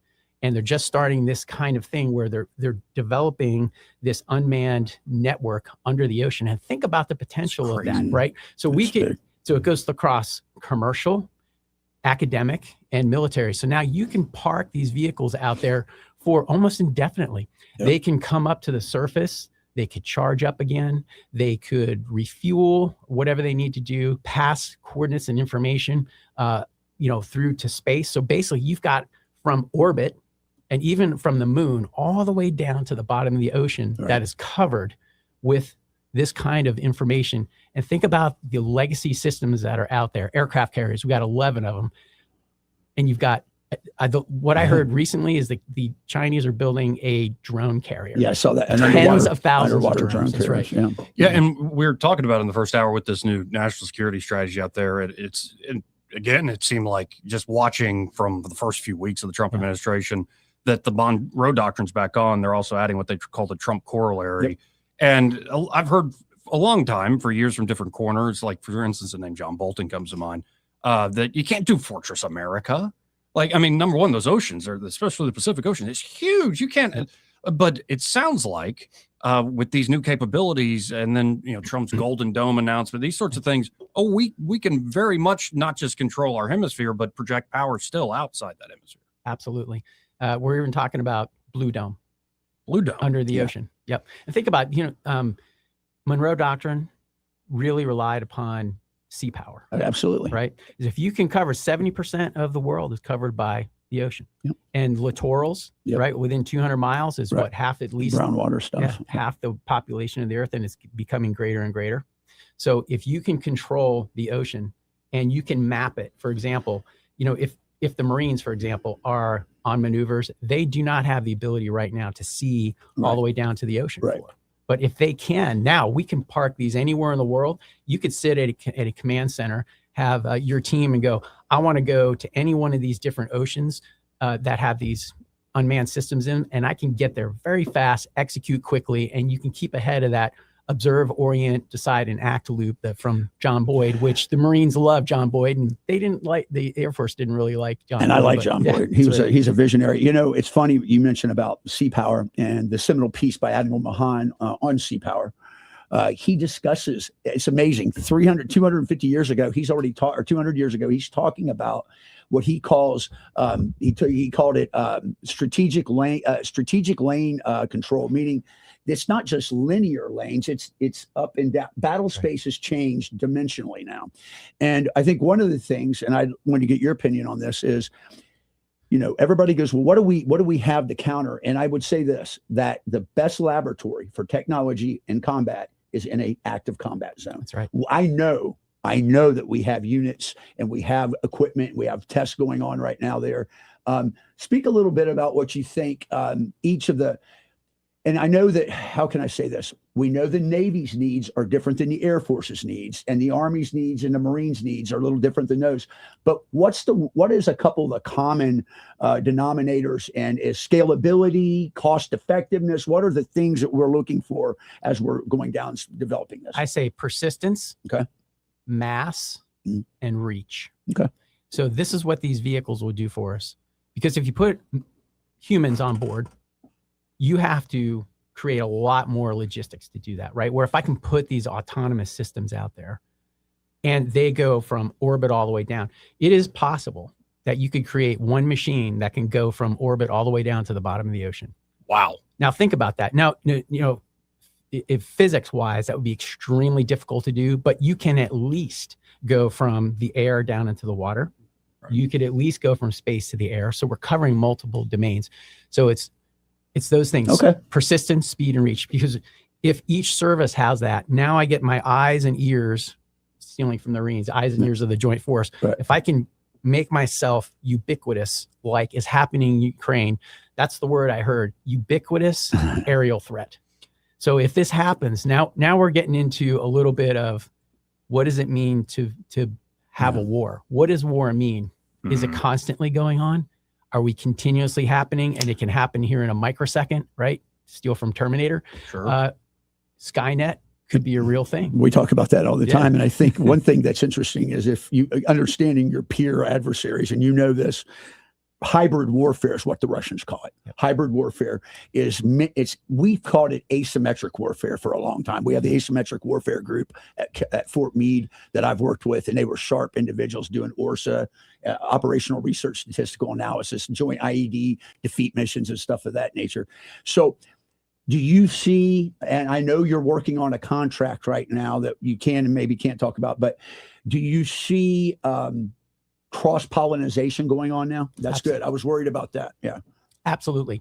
And if you take, like I said before, you take these unmanned aerial vehicles, drones, and you bring them down. Basically, it's you're just putting them in the water, and you're doing the same thing in space. You just have to design it for the medium that you're in, and they're going to cross domains. And another thing is, back to your point about combat. So, I mean, we're seeing it right now on the screen. We're seeing these are the kind of things that are happening all the time around the world, and continuous combat operations. And if you can't at least replicate it, there was a range up in North Dakota I visited. I won't say the company, but they have a replicator for unmanned aerial systems that replicates whatever theater that they're in. And remember, the most advanced ones we have now, as far as the UAS systems, are going to be Ukraine, and Israel did a great job. They brought together drone air power and traditional, now generation 5 air power with, F-35s together. We, on the other hand, have not done as good a job with that, and we are a little bit on the defensive. Why are we behind? In one of my papers, I just actually reviewed it today. Militaries tend to hold on to systems from the past. Legacy. We actually saw, that's right. We actually saw in World War II, as late as World War II, we saw charges on horseback. Polish cavalry, man. That's right. And World War I, so go back to that, we had horses running into Maxim machine guns. So we typically hold on because the culture, your entire career, for me, my entire career is that F-16. I know it very well. Once you bring, the I-17 on board as compared to the flip phone is awesome, but it's not this. So once you bring this on, this is foreign to me. This is very difficult to me. And when I reach a certain age, I can say that now, I want my flip phone all the time. And it's very difficult. And that's why we have to bring the young people in to do it. So we hold on to it. And you can comment on Well, that. yeah, I think, and to answer your question, so if we look at modern warfare from the advent of the Industrial Revolution, so that was the Civil War, the American Civil War, the War of Northern Aggression, as I call it. And what we see is about every 50 to 70 years, there's a paradigm shift in some kinetic or some way we conduct warfare. So it went from the Civil War, where we had mass production with industrial capabilities to make weapons and ammunition much quicker. Then we got to World War I, where trench warfare became, so then we saw the advent of armor and the tank being able to breach things, and the machine gun being introduced heavily. Then we go to World War II, where we saw sea power and air power dominating. Then we go to where? We go to what I consider to be the seminal, and you could talk about this in a minute because it's one of your hot buttons, I know, not changing policy since the first Gulf War for some of the branches, is that we got into that first Gulf War and we took out, and I know this for a fact because in 2003, my brigade, the Spartan Brigade of the 3rd Infantry, on the lightning run up to Baghdad, we took out 3 heavy Soviet divisions, 1 brigade, with just our organic gear and some air power. And what we learned is from that, nobody in their right mind is going to line up and go head to head with us in kinetic conventional warfare. So that's the new change. And that's what's birthed remote, AI, things of that. So talk a little bit about, I think this is important to understand what you just asked, Joey, cultural change and how that occurs in our military at a very stagnated pace. But you said it best to me when we first started talking. You go, Troy, we have problems right now. You said the Air Force has not changed its doctrine. Why don't you speak a little bit about that thing? Yeah.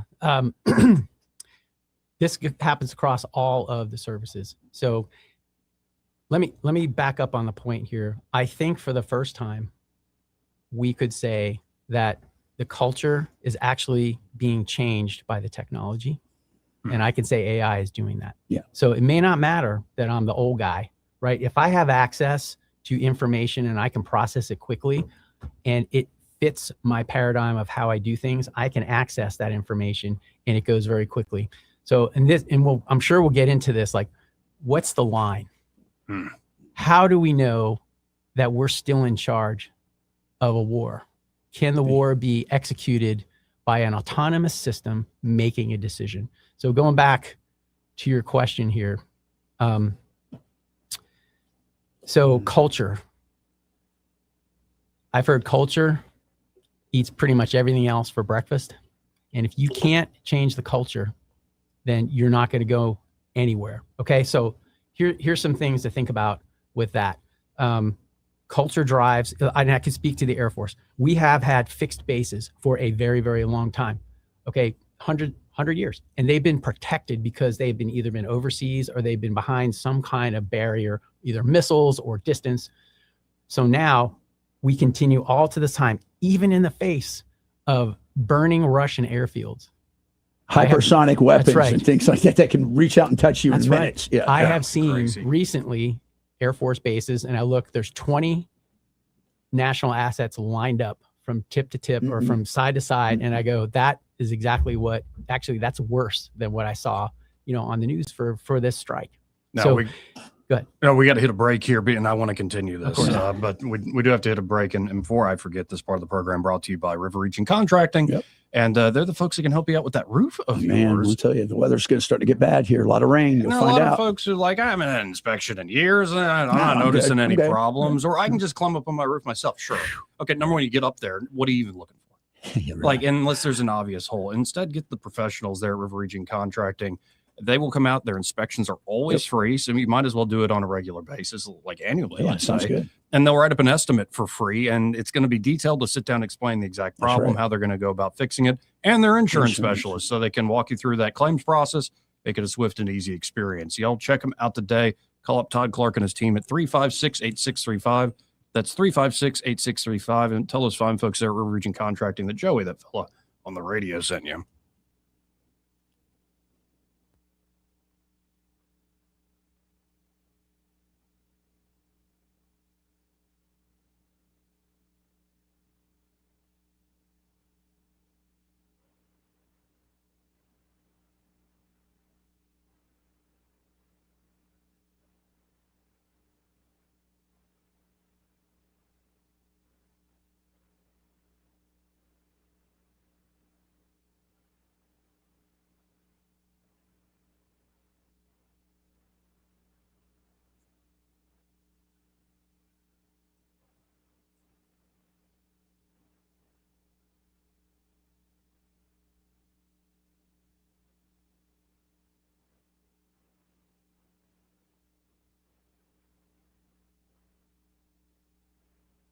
Folks, we're going to try to do a thing here where we reboot the computer, I believe is what it's called.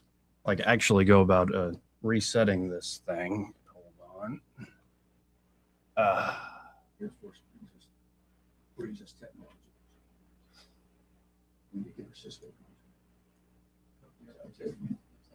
No. It's technical. It's good. You're doing it. All right. Yeah, no, this is a great conversation so far. And in particular, Let me see how far we got on this one. I'm going back. See here.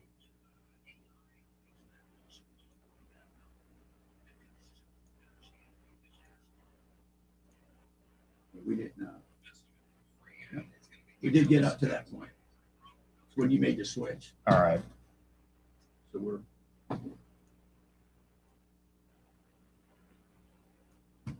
I'm trying to close something out here.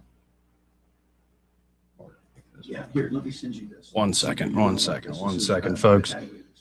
And we'll continue on. So basically, we're under.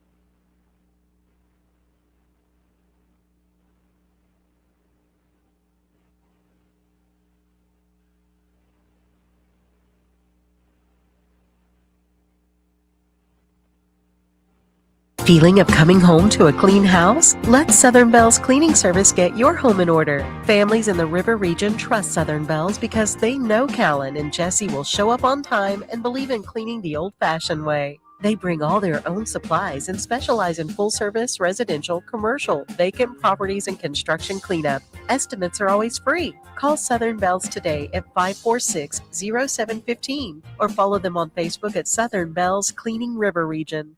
I bought your Christmas present, and it's custom so you can't return it. What is it? Where'd you get it? Delta Printing. I ordered monogrammed wine glasses for my sister, photo ornaments for Grandma's tree. I also got Mom custom table linens and printed your face on golf balls for your brother. Delta can do all that? I thought they were just business printing and signs. Nope, Delta Printing and Sign can do it all. Delta Printing and Sign. Your one stop for Christmas cards, custom gifts, business cards, and more. Visit letdeltadoit.com or call 271-COPY.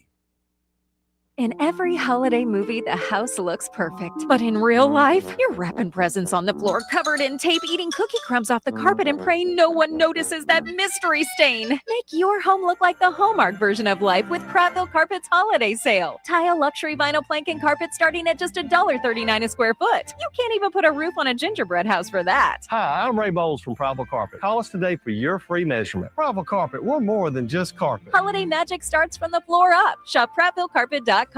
This hour of news and views is brought to you by our good friends at Alabama Home Mortgage. Alabama Home Mortgage, 567-4223. Visit them on the web at myalabamahomemortgage.com. NMLS number 1586368, an equal housing lender.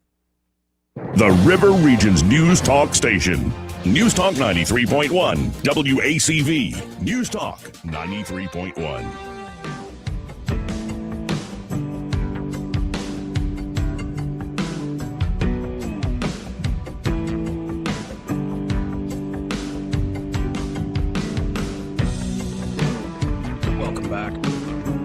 Sorry for all the technical difficulties, but stuff happened. Now, one thing I want to keep this conversation going in a second. I'll try to reach out. Need to talk to a sponsor here, but there's a scene I was telling Troy about where it's Elon Musk, I believe, at like this big presentation at West Point, and the guy leading the conversation with Musk is like, so what's the human element? And Musk goes, well, you probably don't want to be a human being out on the futuristic battlefield with all the drones and stuff. And you were just bringing that up. Where's the line of where is the human element in this, say, future technology for warfighting? Karl von Clausewitz says war is basically an extension of politics by other means, right? Politics by other means. Mm-hmm. I'm quoted right there. Higher cost. That's right. So it is a political activity, and human beings are in charge of politics. And so I'll get to your question in a second, but the capability of AI now is so great. So let's talk the difference between human beings and AI. So we have on order of 1 to 2 trillion brain cells, and that's 100 trillion connections in our brains. We work on analog signals, which digital signal is either 0 or 1, and at some point we're going to have quantum. But a human brain uses very little energy compared to the amount of connections.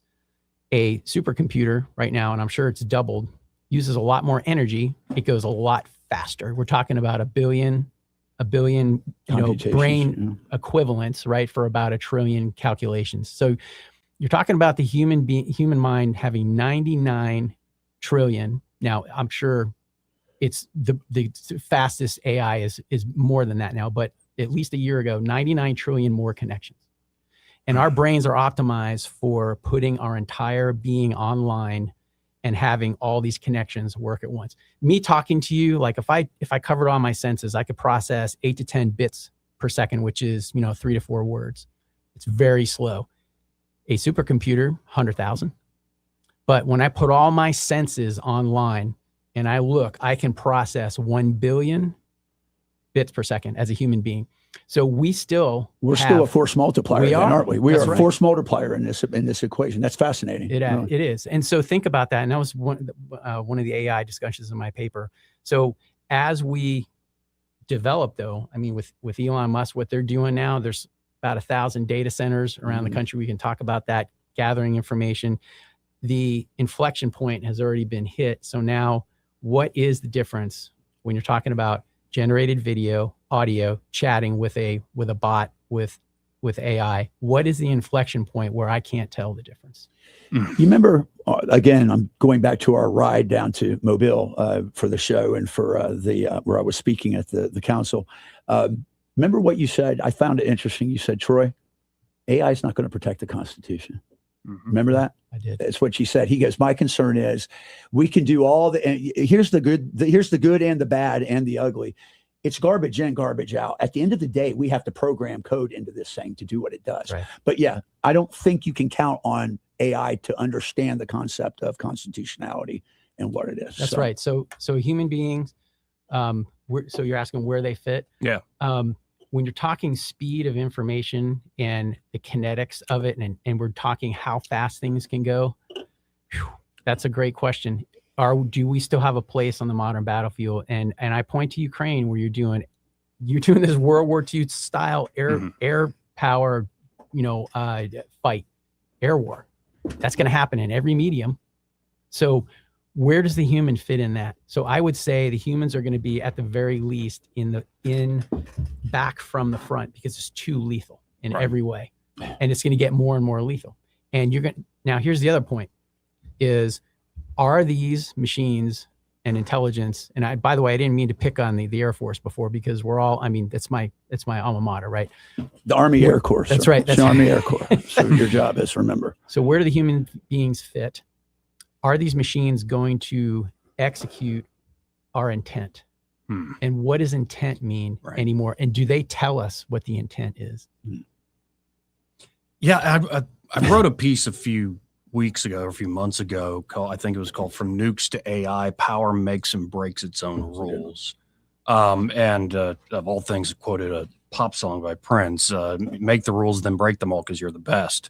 And you see it in art, you see it in advanced technology, you see it in military capabilities. So, like, as much as people might make political conversation and decisions, I was not shocked to see the United States do Operation Midnight Hammer. Like, a nation with the mastery of nuclear weapons understands the power of it, so they will take out anybody else trying to actually master it. And thank God we as human beings have mad worked for a time. Like, we've started to realize, okay, these things are so destructive. So we have that almost embodied knowledge in the base of our brain of, like, you just can't go there. And there are stories about what both Reagan and Gorbachev are taken in and run through, and they both say, I don't want to push the button. And you see all these other close calls in history, whether on our side or Soviet side, where there were malfunctions of the technological side, and the human being says, nope, I don't think this is quite right. When you get to AI, that it's mimicking us in such a way, would it not strive to be the best, number one, whatever it's going to do? And thus we're almost baking into the cake some rule breaking. And that's what I'm really worried about. Yes, because guess who programs it? Human beings. Right. So our intellectual DNA goes into the AI database. A Chinese database is different than a US database, and you actually can tell the difference. There are nuances here. My son was telling me about that. As far as I can tell what a bot looks like. I see, because it's slightly different, but that difference is narrowing very, very fast, and down to the point where I don't know. So while it took 2 keys, for example, just mantra, to arm a nuclear weapon or send it, I have someone backing me up. Where does that live now? Is my intent in the machine hidden to a point where a nuclear weapon can take out a lot, but I can achieve the same effects by taking out several key people or equipment or infrastructure with drone technology driven by AI. And you achieve the same thing, and you don't know it's coming. Ghost in a machine. That's right. And it's unnerving, though, to a certain element. And I might be asking things that get into classified territory, but I think just generally speaking, I look at Grok, I look at ChatGPT. What the average person and consumer has ain't nothing compared to probably what the U.S. military has in terms of AI. So, like, these capabilities are beyond the average bear's even comprehension for the moment. Yeah, I would say. And you can make comment now. Go ahead. No, go ahead. What were you going to say first? And then talk. I would say yes. I don't want to pontificate on maybe where that technology is that's not in the military. And maybe it's even, remember, if war is politics and the decision makers are driving what happens, where does the true decision making happen? Does it happen in the military or does it happen somewhere else? Oh, somewhere else. Yeah. Well, okay. I hear what you're saying. One of the things I think that it bears mentioning here too is the concept of scalability in these solutions. Is how do you take a commercial system? How do you take a COTS system, or do you do a classified system? I can tell you right now, and I know this for a fact, I was very heavily involved using Palantir when I was with the DIA. And Palantir now has a couple nodes of AI that assist it. It was already exponentially powerful as an analytical tool. I could only imagine what you can do with it now. And that's the thing is, you were talking about transmedium and how important that is, because let's be honest, if you can't see what's underwater, your carrier attack group is in a big boat of poo-poo. And the thing is this, it's kind of funny because we've had Lou Elizondo on here. What was the biggest complaint? These things are transmedium. They can go air and underwater under some of the UAV programs, or should I say extraterrestrial objects that were out there. So it's very real. Talk a little bit about where you see AI at in terms of scalability for right now for the Air Force with some of their programs such as Loyal Wingman and the BAT project. Where do you think this is going to go in the U.S. Air Force? So right now, I would say U.S. technology is very expensive. It's not scalable like we would see in Ukraine. So we have the battlefield that this is all happening, and that's pretty standard throughout history, right? You Necessity is the mother of invention, right? Exactly. It makes you feel you'll figure it out. Yeah. Now, the current administration has said, let's change the paradigm on acquisition. So we are going from, at least we're trying this out. We're going from these very unique, customized systems that take decades to get through. The F-35, for example, took 20, 30 years to get through. We can't afford that. The Chinese are fielding systems at 70% of capability to get them out there. We don't do that. And so now the paradigm shift is, let's get a lot of people online to get the highest technology.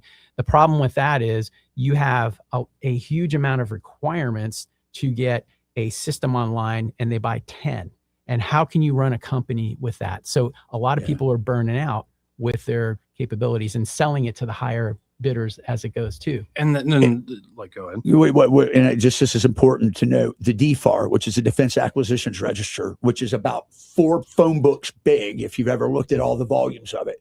It's so prohibitive to come up with reactionary. If we want to take paradigm shifting technology, you can't do it reasonably inside the DFAR.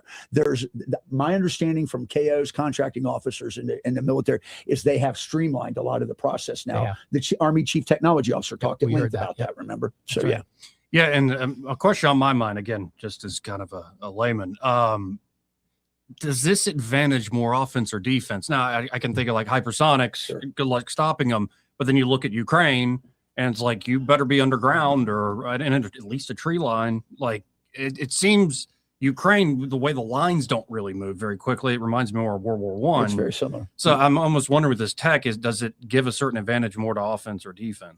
The answer is yes. To both. Fair enough. What a time. That's right. So I would say, and I actually wrote about this, I wish I just listened to my own predictions sometimes here, but and that's a problem. You get familiar with this stuff and you're like, I got it. And then it sneaks up on changes. You. That's right. So the defense has been basically paramount for a while until you get to hypersonic weapons, until you get to UAS systems and AI. And now you can overwhelm, for example, an aircraft carrier with 100,000, 1,000,000 rounds, and you don't know where they're coming from. They can come from all different directions, and you can't find them because now they're getting smaller and smaller, even nanotechnology that would look like. There's a German company building a UAS, small UAS, or I'm sorry, AUV, automated underwater vehicle that protects these cable systems down there, and they look like sharks. Okay. Well, you know, it's funny you mentioned, we were talking about when you talk about scalability and you talked about World War I. One of the things that's apparent is this. You mentioned technological challenges. So defense is predominantly always a better position because it takes about 3-to-1 kinetic force to take out a defender or that's trenched in or worked in. But I would argue that with AI, with I'm not sure that those numbers equate anymore. Right. Okay. And so what we have to do is we've got to retrain the way that we quantify and qualify platforms and systems for application. And that comes from having standard operating procedures, doctrinal theses, tactical operations. We are probably woefully behind in all of that because we're not engaged in work. That's right. We're focusing on the defense right now. Right. So it's the counter unmanned aerial systems. It's the counter. Now the Navy's putting out more offensive systems, and we're talking offense, but you got to focus on the defense too, because you have to protect your exquisite systems. So back to this discussion, I'm going to go ethereal on here. So Clausewitz says for the defense, when does the defense expire? Like when is it? When do you transfer into offensive capability? That's right. What you're saying? Yeah. Well, I think I can't remember exactly what he said, but I do know this. Once you're able to, I guess, take that tide and get what we call Schwerpunkt, the ability to project your power into that center of mass, then you would do it. Right. So. And what it actually, because I looked at it and I was like, it's been a while since I read that. Yeah, and I'm not trying to stump you here, but it's just one of those things. It's really not known, and it's apropos to your question here is, it's when the advantage of waiting has expired, then I transition. So that's a good point. Yeah, that's a good point. Yeah. So now, so you're asking about offense and defense. If I can absorb the initial attack, these tens of thousands of rounds, and I can take them out, then I will gain the advantage. That's right. Okay. Right. So I think, in my opinion, we have to focus on defense, and you have to defend. Now you have to do both, right? I have to have a forward presence, but if I can defend myself and preserve my power while I'm executing, I think that's really important right now to disperse. And we've seen that around the world. So it's almost like a two for like, if I'm an enemy and I try to hit the United States, not only is it going to be ineffective at hitting them, they are immediately going to hit me back even 10 times. It's kind of like Pearl Harbor, actually. If you take the idea that now you've done your worst hit and now you have a ability to project. So, well, we got to hit the top of the hour break here. And before I forget, this entire hour brought to you by Alabama Home Mortgage. We should just do this as a podcast or something, gentlemen. We could keep going for a while. This is where I was kind of going with my ideas. So we'll talk about that after the show. But they're at Alabama Home Mortgage. They're ready to help you out if you're looking to be a first-time home buyer, especially folks like first-time home buyers need to work with Kim and Madeline over there. They're ready to get you the best possible deal, and they're local and trusted folks. And of course, they can also help you with a great refinance deal. Could be you're not ready to pull the trigger, but as we head into the new year, you might as well get a plan together. Just call them up direct at 567-4223. That's 567-4223. And if you're a veteran, they specialize in helping veterans take advantage of the VA home loan programs, whether buying or refinance. I still know a lot of veterans walking around going, I already used it or I don't qualify. It's like, no. Go talk to Alabama Home Mortgage. They know the latest. Again, that number, 567-4223, or you can always apply online at myalabamahomemortgage.com. There is a difference in mortgage companies like Kim and Madeline. Prove that to you today. NMLS number 1586368, an equal housing lender.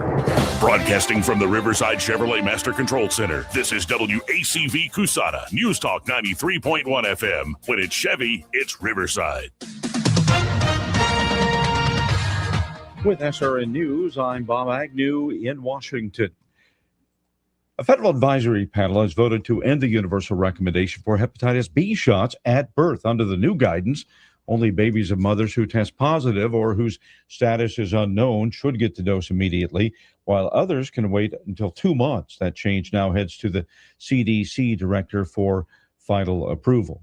FIFA has given its new Peace Prize to President Trump. It's an unusual break from tradition for the sport-focused soccer organization whose president has become a close ally of Trump. The ceremony happened today during a 2026 World Cup draw at the Kennedy Center here in Washington. Netflix and Warner Brothers are joining forces. They've struck a landmark deal to share popular titles across both platforms. Analysts say the move could reshape streaming competition and boost subscriber growth. This is SRN News. Wesley Financial Group is not a law firm. Hi, I'm Chuck McDowell, the timeshare cancellation guy. In 2011, I founded Wesley Financial Group with one goal in mind, to help honest folks out of their timeshares permanently. Today, I run Wesley with my two sons, a real family business, treating every client and every employee like we'd want our own family treated. That philosophy has helped us grow into the largest, most trusted timeshare cancellation company in the United States. Fortune magazine even recognized us as one of the best places to work. Why? Because we genuinely care. In fact, some of our former clients were so moved by their experience working with us, they joined our team so they could help others to timeshare freedom. If you're stuck in a timeshare, give us a call. Let our family help your family. Call Wesley now for your free timeshare exit kit. 800-226-5454. That's 800-226-5454. 800-226-5454. Folks, let's go right back to the phones and talk to Michael Cohen with Cohen's Electronics and Appliances. Michael, how you doing today? Hey, I'm doing great. How are y'all? Oh, flying through the show. The show is flying by indeed, and it's a good one. But what's the score there today at Cohen's? It's like 42-0. Just had a guy that was in Costco called us. He's buying a 83-inch Samsung OLED, one of our floor models. He's getting a hell of a deal on it, getting it at about $2,000. And Michael Jackson's going to meet him at his house in about 20 minutes. Take down his 65 to put up the 83, and he's going to be enjoying his football this weekend. Well, and folks might be saying, like, less than 20 inches. What's the difference? The difference is huge. It really is. Like these. I mean, it's like going back to geometry classes. A length times width. Right. When you start talking about square inches, because it's not just 10 inches in the corner or whatever. In this case, 23, but you get 23 down the side and you get it across the top. It's a huge difference between an 83 and a 65. So, folks, what a Christmas gift it could be. What a Christmas it could be getting a bigger, even bigger TV. Just check them out today online if you want to peruse what they got there at thinkcohens.com. But nothing like actually, especially when you're shopping for a new big screen TV, go see it in person, man. And you can stop by 2515 Eastern Boulevard here in Montgomery. Cohen's open, 9 to 6, Monday through Friday, 9 to 4 on Saturdays? Yes, sir. Well, and find Michael there and be like, hey, I heard you on that show with Just Joey. With Just Joey. We'll start calling you JJ. No. Well, I appreciate it as always, Michael. Hope you have a great weekend. All right. Take care. Bye-bye. We'll be right back. Weather, a service of H&H Carpets, where right now, get a load of this. Listen close. You got a house full of carpet for $19.95 installed. Unbelievable. They're located at 6450 Atlanta Highway, just across from Walmart. Rich Thomas weather.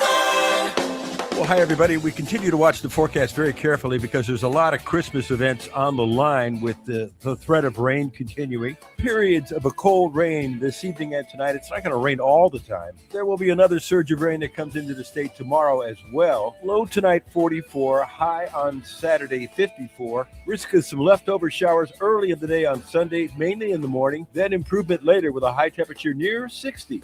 From the Blue Water Weather Center, this is Rich Thomas. We're redesigning financial freedom at CB&S Bank. Make purchases at participating stores and restaurants using your CB&S Bank debit card through your mobile devices with Mobile Wallet. Charges and fees may apply from your cellular service provider. Contact your service provider for more information. Member FDIC. 1819 News.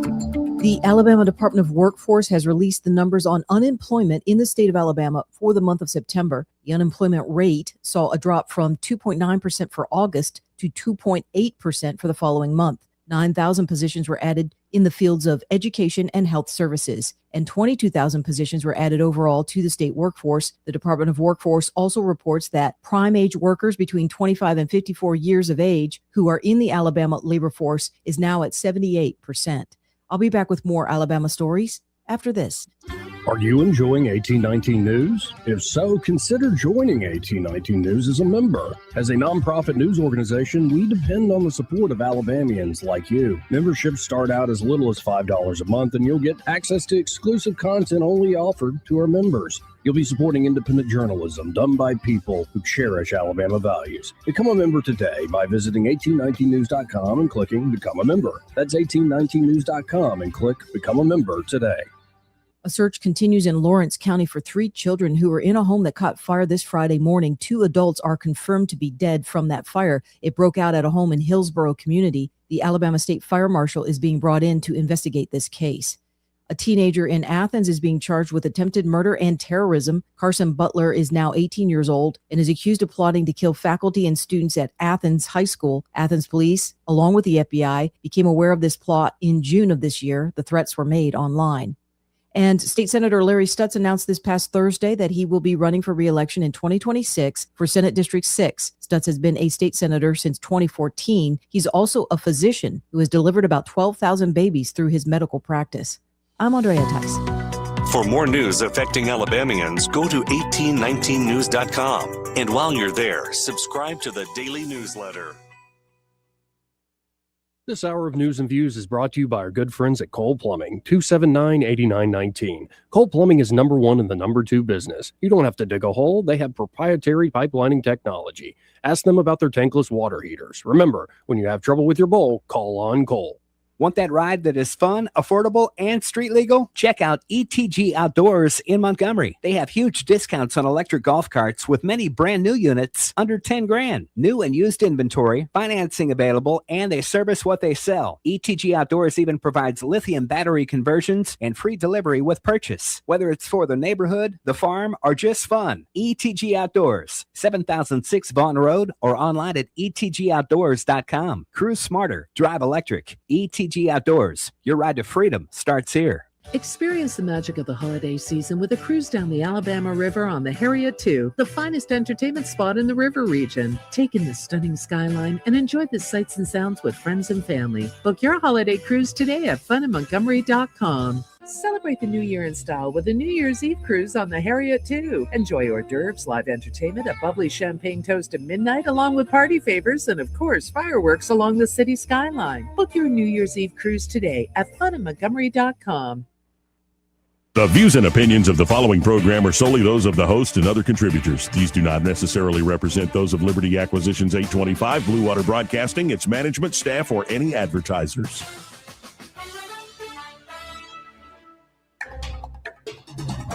It's time for Montgomery's conversational radio show. It's News and Views on News Talk 93.1 FM. To join the conversation, call 272-9228.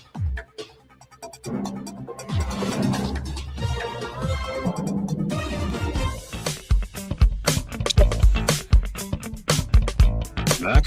I'm your host, Joey Carrico in the house, as well as Colonel Doug DeMaio. And this conversation, I apologize for the breaks, because the conversation continues apace off air. So I don't even know where to begin this final hour. I'll put it to you this way. My mind did go to oh, am I premillennial, postmillennial, amillennial? I've been watching a lot of religious debates, but when you describe the technology you're describing, the mind can't help but go in that direction. That's right. So it comes down to the military is basically a military operations, maybe like a precursor to what does it mean for entire of society. We have 8 billion people on board in the planet. Arguably, we're using up resources so fast that it won't sustain itself. I call it auto extinction. Perhaps this is the inflection point, and I've looked this for a while. I do believe that we're at that hockey stick, at the curve, where it's going so fast that you can't process how fast it's going. It accelerates just like a jet engine. As you take off, it goes faster as it goes faster.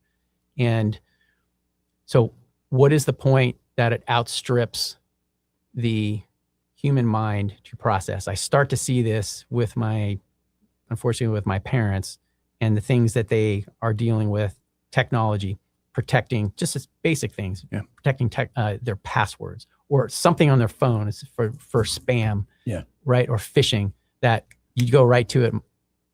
My dad did it at home. We were like, Dad, don't do it. Dad, don't do it. And it looked so real that he jumped in. It's just going to get more and more difficult. So my gut feeling says the military is that harbinger for what's coming next. So jump in. Oh no, yeah. I think this is good and well, but I think we need to shift gears a little bit too, and let's talk about your career flying. I know that a lot of people would want to know about that, but we can continue down this. I think here's my takeaway on all of it. Still too early to tell. We know that for every technology, there is a period of ascendancy, and then it kind of plateaus, and then countermeasures are then instituted. The question is, how are we going to deploy this, scale it? Can it be done in a timely fashion? And what is going to be our use doctrine for it? When will we use it? How will we use it? Are we already using it to shape information operations? Of course we are. I know that for a fact. It's just, to me, I don't think you can capture it all in just one sitting or one digestion. I do know this, that at the end of the day, I still believe in the power of people behind the programming and in it. And we talked about that, the old term of garbage in, garbage out. But the truth is, can it become sentient in a way that it can override? And I think that's probably only if somebody puts that code in there for it to do. But there has to be a backdoor to any of this, in my opinion. But I don't know what it is. So, yeah, I hope you're right. I really do. Hope is no strategy for victory. Right. Like Jack Pershing said, hope is no strategy for victory. Exactly right. And to Troy's point about shifting a little bit about your biography, your background, maybe we can merge these together in the sense of, like, I guess you're a student in 91 and you start into the process, and like as you go through, maybe telling a little bit of your own history, like how have things changed? Yeah. Like, so Top Gun, I went from Top Gun to Top Gun. That was my career. Wow. So 1986 comes out, and I already knew, I knew as far back as I had memory that I wanted to fly an airplane in combat. I already knew. Tell me about your family, though. Yeah. Tell me what you are. You bet. Italian. He's a paisano. He's a paisano, but he's his parent. Yeah. Tell your story. Yeah. So from Bari, great grandfather, and then Benevento, Italy, great grandmother. DiBiase and Di Maio come over on the boat. He comes first. She meets him in Burnsville, New Jersey. They have a family. He's a butcher, and she's collecting the money, puts it under the bed. My dad sees this growing up, and then my dad is he's a very good businessman. She builds buildings, a couple buildings in the 1930s, builds her family, and they blossom. And then I'm born third generation Italian. I hear Italian spoken at the table. And I went to Italy later on, and then I was like, I know where all these weird idiosyncrasies come from. So I didn't think that was a thing. It's like, it is. Mom's side, German, come over right at World War II. So they're all coming around 1915, going through Ellis Island, and it's all documented. They're German, Polish, German part of Poland, come over. Thank God they got out of there. And I heard German being spoken as a kid, and I learned German. And then my grandfather, that's my mom's mom, and my grandfather, his folks came over, Huguenots. So, yes, right. Wow. I am a passionate perfectionist that fights to the death. Okay, so you want to build a recipe for running into a fire.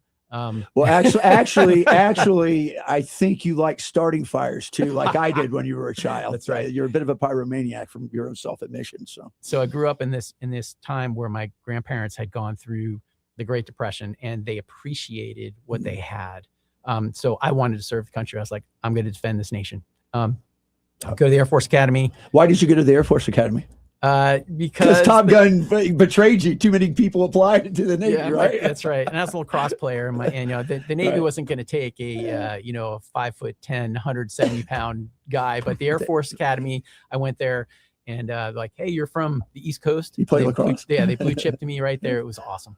So I went through the academy, biochem major, and then I went to pilot training at Shepherd Air Force Base in Texas. Met my wife, and then I was what we call banked, and I had to wait 2 years to fly. And I said, it was really tough decision. I go, I want that fighter. I'll wait. And this is basically my introduction to my faith. And waiting there, I became a transportation officer, worked with 50 people who I'm still good friends with, some of them today. And then I got into the F-16 I wanted to fly an A-10 for a while, but once I got to Luke and the F-16s were there, I was like, this is what I want. Went to Kunsan, Korea right away. To my wife's chagrin, that was like time apart. Hey, welcome to the Air Force, honey. That's right. You know what? That's right. If they wanted you to have a wife, it would have issued you one. Right. And it was an awesome assignment. That was my best assignment as far as, it's kind of like a, what's the word I'm looking for? Camaraderie. Yeah, right. This is esprit de corps, really the tight esprit de corps, as they say. Right. Why was it? Because of that, the relationship you had so Yes. close with your fellow aviators. Exactly. I'm still really close Yeah. friends with a lot of these guys today. Right. And like this was the first time, that I really bonded. And then go off to Hill Air Force Base in Utah, and then down to flew with the Taiwan squadron at Luke Air Force Base and teaching them. Then from there, I went to New Jersey in the Guard and got out and went there and said, the guy that said you can't go home was right. And that's just the tip of the iceberg. Went to Fort Leavenworth school for 2 years and the School of Advanced Military So Studies. this is important for Joey and your listeners to understand. This is why him and I get along. He went to Sam's. He went to when you're getting up to field grade officer and you have your career development, you have to go to either like Command General Staff College, the Naval Post, their academy. He chose and got accepted into Leavenworth. So he speaks gruntese to a degree and understands what's on the ground and what's important. So that's why I love him. Yeah, my intellectual grounding is with the Army. Yeah, it really is. And with working together, that unit mentality of the human being, human element. So from there, went back into the Air Force active duty, back to Osan, Korea. And then I went from there to Shaw Air Force Base for 4 years, commanded a squadron, went to Iraq twice. And then what were you doing when you were in Iraq? You were enforcing no fly? Yes. Yeah. I went over from Hill. I went over to Qatar and Saudi 3 times. And that was in Southern Watch. And then we continued with Iraqi Freedom later on. And I got to drop some bombs. On some bad guys. Yeah, on an SA-3 and then some fixed gun positions. Now that was earlier. Going to Iraq as far as Balad Air Base, working with Special Forces was the best. Rangers are awesome. SEALs are awesome. But so is our rank and file guys on the ground. You darn right. And they say, well, you're up there 2 miles in the sky. I go, no, I can feel. You could hear them on your comms, couldn't you? That's And right. you're like, I got to get down there and help those guys. That's right. I could feel it through the radio, the heightened voice and the firefight. They needed us, right? We're up in the sky and we provided those effects for them and they wanted us there. And we're really close. And it's kind of like now I'm getting on a Zoom, right? And you feel like you're there to a degree, not completely, but that's what it felt like. So did 2 tours of that. And then went off to school in DC for the industrial college, and then to Italy for 2 years where I found out all these things. And then I came to the LeMay Center, and the big picture on that, we instituted space, cyberspace, and electromagnetic spectrum as part of the warfighting doctrine. And we had now 6 domains versus just 3 at that time. And it was an amazing time working with General Quas. We made incredible gains in the scope of how we fight. So let me say this, because he's a very humble guy. We owe a measure of gratitude to Colonel DeMeo and what he's done for service. He's a great American. I hold him in the highest regard. He talks about what do you call it, a 4-ship formation. You can talk about that in a minute if you want. But the same thing with me. There's only a handful of people I want in my foxhole. And this guy here, he's a dyed-in-the-wool, red-blooded, Jesus-loving warrior and an American. And we owe you a debt of gratitude, and your family too, because Fort Living Room is what keeps it going while you're deployed. So. That's right, and they have put up with a lot. I think for in the Air Force and across the military, there is so much stress. It's about 80% divorce rate. It's terrible, and that's for officers too. That's for officers, and the list is higher. Now there's a couple questions coming to my mind. As you're going through all that, was there a moment where what we talked about earlier in the show, where that started to rise in the back of your brain, like this is speeding up quick? Is there a moment, or was it more just a slow realization where the technology is getting so good that what you might have been doing in the early aughts, we ain't even close to that anymore? But I'm kind of wondering did you start to notice this change at a certain point? Yeah. I started to notice the change in about 99, 2000, when I went to Luke Air Force Base and we had our first data link. And I took that data link and we designed the first distributed operations where we went in a box formation with, 20 miles wide and 20 miles deep. Until that point, it had been all together. We had to stay visual. I'm like, well, why are we doing that?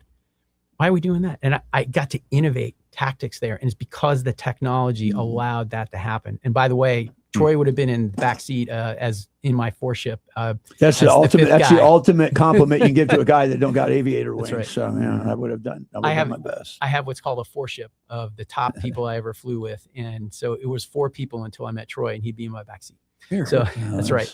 It's a feelings mutual. So, yeah. So that's when I noticed that the technology really started to accelerate, and you had to spend this inordinate amount of time studying and thinking about how I'm going to employ the weapons in also flying the airplane. Then it started to really accelerate. I'd say Iraqi freedom is when it started to hit that bottom of that hockey stick. And now we're like, we're probably at my gut's about a 60-degree incline at this point. Okay. Yeah, and I imagine it's been a mix of, it's incredible to have the opportunity to do this, to have the responsibility for this, the capabilities we now have.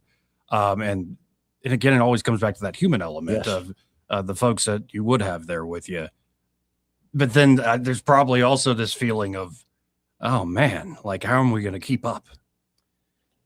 Once you see what's going on, you can't unsee it. Yeah. And it stays with you. And I think it stays with a lot of veterans. You have this insight that you can't shake because you have this feeling of the impending change happens so fast and complete that, and I think firefighters kind of are this way, and police officers. My brother's a fire department captain.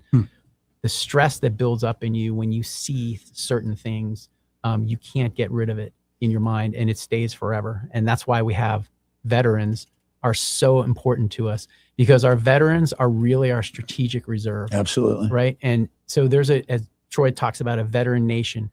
If we don't have our veterans engaged and talking to each other, what happens is you are part of this tribe for 10, 20, 30 years, and then you're done. You're out of the tribe. There's a snip and you're done. And that break right there from going from I've defended the Constitution in my nation to something else is probably the most difficult transition that I've ever done. And honestly, I'm still not there. And maybe none of us ever really get there, which is why we need each other. Well, that's kind of what the idea of veteran nation is that we coalesce with like-minded cultures. We share a common, whether you're in Air Force, the Navy, the Coast Guard, the Marines, we're mission first.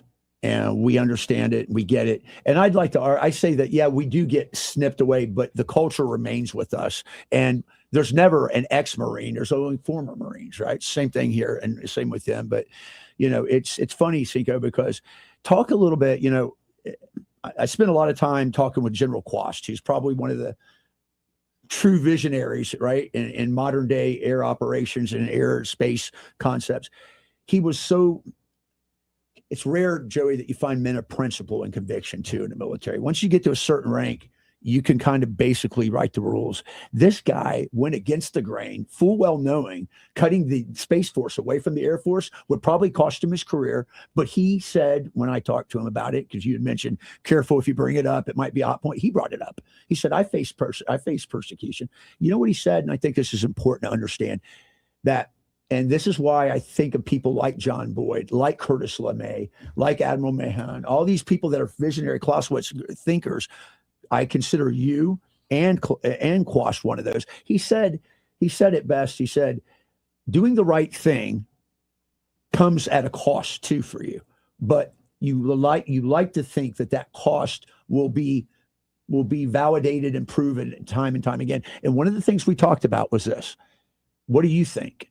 Is the Air Force going to eventually, are we going to see that there's people not flying planes in them, but they'll be flying them remotely? What's your thoughts on all that? I know it's a hot topic right now.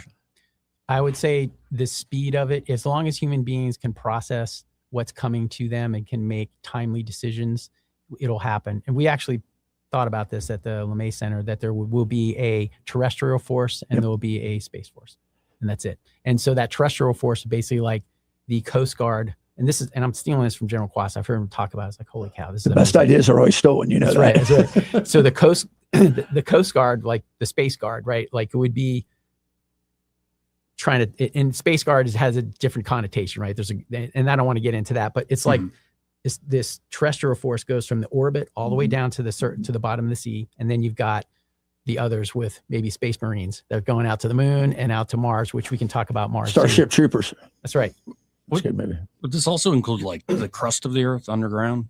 Yes. Any geospatial or geotechnical stuff would definitely be part of that. Tell the listeners, but the difference between flying remotely from, let's just say, Davis-Monthan Air Force Base, but you don't get the feel of that stick or that bird, do you? Yeah. And you've talked about that ad nauseum. You go, I felt, you said to me once, I felt as if I could take that aircraft and I knew what its capabilities, its limitations were, and I used energy as my force multiplier. And you said you could take it up and cut right back down with your gun and knock out anything that was on you. Saburo Sakai, the greatest pilot of World War II, arguably, in my opinion. Yeah. And Japanese fighter pilot. Wrote a book called Samurai, exactly. So he's talking about the Zero. The A26M. And how it was an amalgam of man and machine, to use that word. And I read that in SAM, so I was like, oh my God, that's exactly right.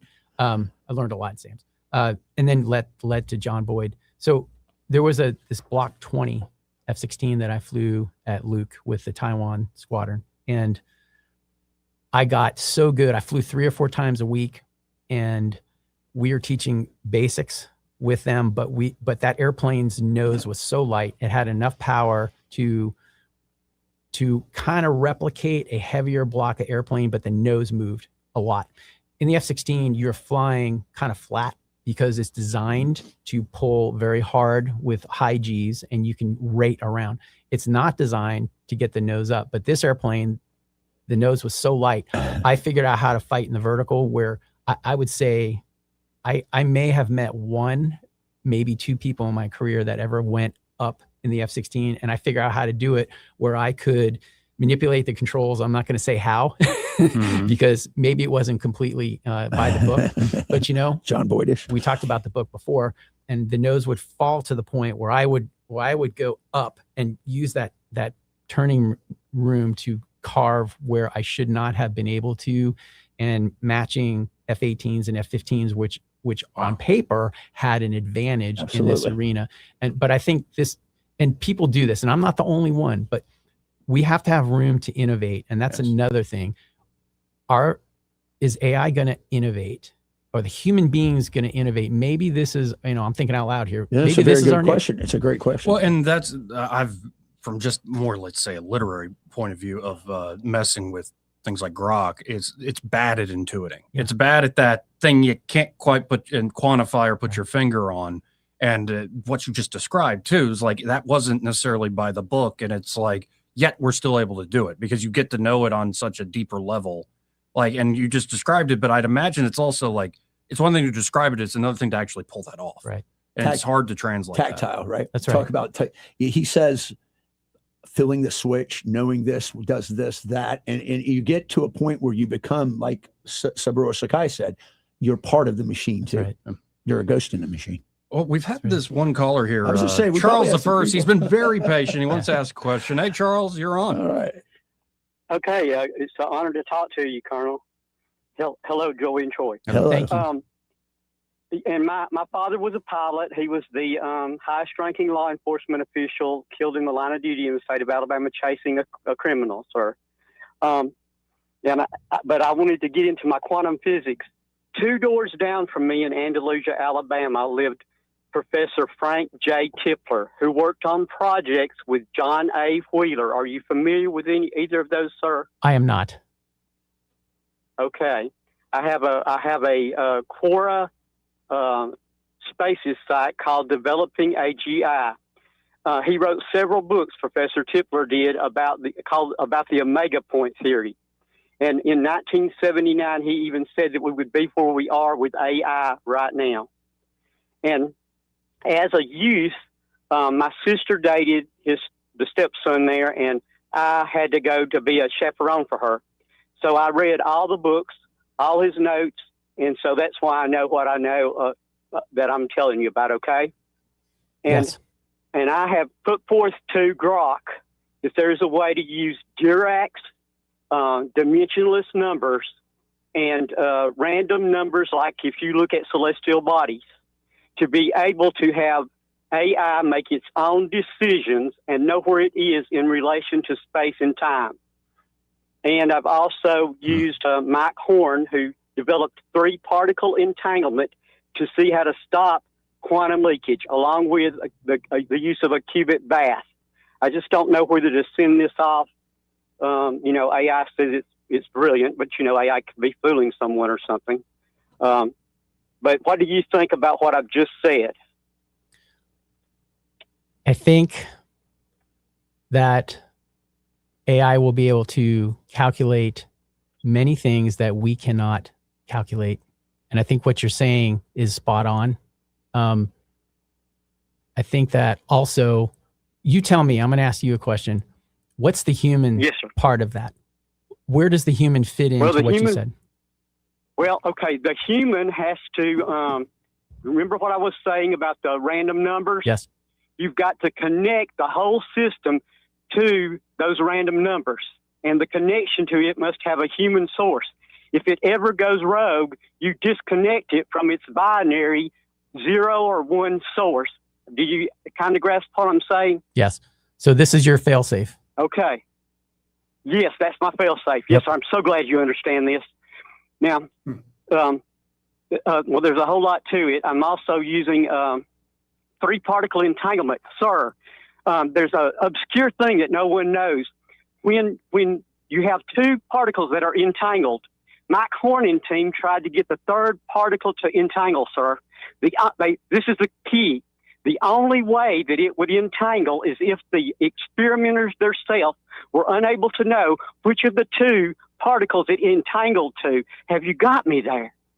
So as I understand it, quantum entanglement involves 2. So how do you get the 3rd one in there? And is the 3rd the variable that the human being controls? Yes, and not only that, you can use that system because the only way that you can't know which one the 3rd one used to become the entangled partner. Any way that you're observing the entire system, it never lets you do it. When you don't know, when you don't look at the other 2, it becomes a part and becomes the 3rd particle, sir. Okay. Sounds to me like Charles. It sounds to me like you need to contact someone at DARPA and run this through DARPA. DARPA is the kind of organization that would be looking at this stuff. Well, Grok and other AI looked at my math. They don't tell anybody what I put out. They looked at my math and they say my math is impeccable. I need to send it out. I need to put it on what is a ARXIV, and they say the sooner the better. But I don't know if I want to really let AI do that by what I know or anything. Go. Anyway. Listen, I want you to write this down. Go to DARP. That's Delta Alpha Romeo Papa Alpha Defense Acquisition Research Projects. .gov. Well, Troy, I'm just kind of nervous about doing it at all, so that'll be the first. Well, thing if I you do disappear and you're not decide to calling, do it. I'll know who I go look for. I know who I go start hunting down. Okay. Well, yes, sir. But I think your guest does realize what I'm talking about there, to know that I'm not kidding about this, and it's because ever since I was 15 years old, I was reading all this, studying all this, and I'm 64 now. Charles, you're a wealth of knowledge. Whenever you call in, you've always got something valuable to add. And I think this is fascinating. And I think it merits someone looking at it if you're convicted in it. So, yes, sir. Well, thanks a whole lot. Appreciate you being on the show. Wonderful show, Joy. Thank you for being on there, Colonel. Great to talk to you, Troy. Yes, sir. Always good to talk to you, Charles. And gentlemen, we have to hit another break. We'll be right back. Want to carry News Talk in your pocket? Download the News Talk 93.1 app from the App Store. Available on iPhone and Android. Never miss a moment. Download now.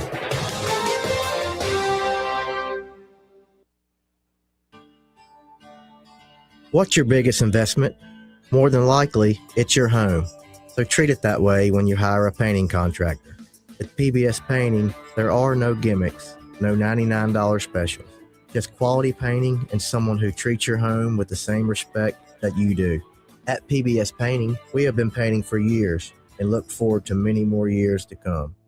With PBS Painting, the job gets prepped properly, whether it's cleaning, scraping, or priming. We always use quality products, which is a must for a quality paint job. So if you're looking for a painter that doesn't need upfront money and is on the job at all times, then please give me a call. Scott Bowers and PBS Painting, 294-5122. That's PBS Painting, 294-5122. Look at some of our work on Facebook at PBS Painting Montgomery. Hey, y'all, Lewis at the Capital Oyster Bar. We're located over here on that beautiful Alabama River. If you had never been here, we're easy to get to. Easy to get to. Just get on I-65, get off at North Boulevard. You're going to take the first exit. That's Louisville Street. If you come from Wetumpka way, coming towards I-65, do the same thing. Get off at Louisville Street, hit the bottom of the ramp, and then you're going to turn right 3 times. Follow that to the end of the road. You're going to find us down here looking over the river. We got a fryer, a steamer, and a grill. We cook up all that good fresh seafood. Got a killer ribeye, a good old hamburger for you. And let's talk about a good old Sunday afternoon on the river. This Sunday, we're going to take you last show of the year. And it's a good one. Josh Garrett's coming over from Louisiana bringing his band. Mr. Chris Alexander's on the Hammond B3. It's going to be some great music. For a few years, I think he headlined the Wetumpka City Fest up there. So there's a lot of folks familiar with him. So don't forget, a 4 o'clock showtime Sunday. Check it all out at CapitalOysterBar.com. Go to our Facebook page. You'll see what's going on. Don't forget, call us about your Christmas parties. We still got room for you. See you Sunday at 4 o'clock. Since 1966, the Alabama Sheriff's Youth Ranches has been more than just a place to stay. It's been a place to belong. For children facing hardships through no fault of their own, our ranches provide more than shelter. With open arms, we welcome these young hearts, giving them the love, structure, and guidance they need to heal, grow, and thrive in a warm Christian environment. With the end of the year approaching, many will decide whether to help those who are less fortunate. When you give to the Alabama Sheriff's Youth Ranches, you give Alabama's children the chance they deserve. Every donation stays within Alabama, directly impacting the lives of the children who need it the most. Join us in making a difference. We'd be honored to have you as a part of our mission to lift Alabama's youth. And we're also looking for compassionate couples to join our mission as house parents. We provide housing, medical benefits, a 401k, paid vacation, and the chance to make a lasting difference. Visit AlabamaSheriff'sYouthRanches.org. The Alabama Sheriff Youth Ranches reminds you it's easier to build boys and girls than to repair men and women. For too long, Alabama's statewide news companies have shamed us for our conservative Christian values. Alabama deserves a news company that cherishes our culture, a company that isn't bought and paid for by the powers that be. 1819 News is that company. Run by Alabamians for Alabamians, 1819 News celebrates what is good and beautiful about our state, while exposing those who work against our values in secret. Just go to 1819news.com to learn more. Subscribe to our newsletter. That's 1819news.com.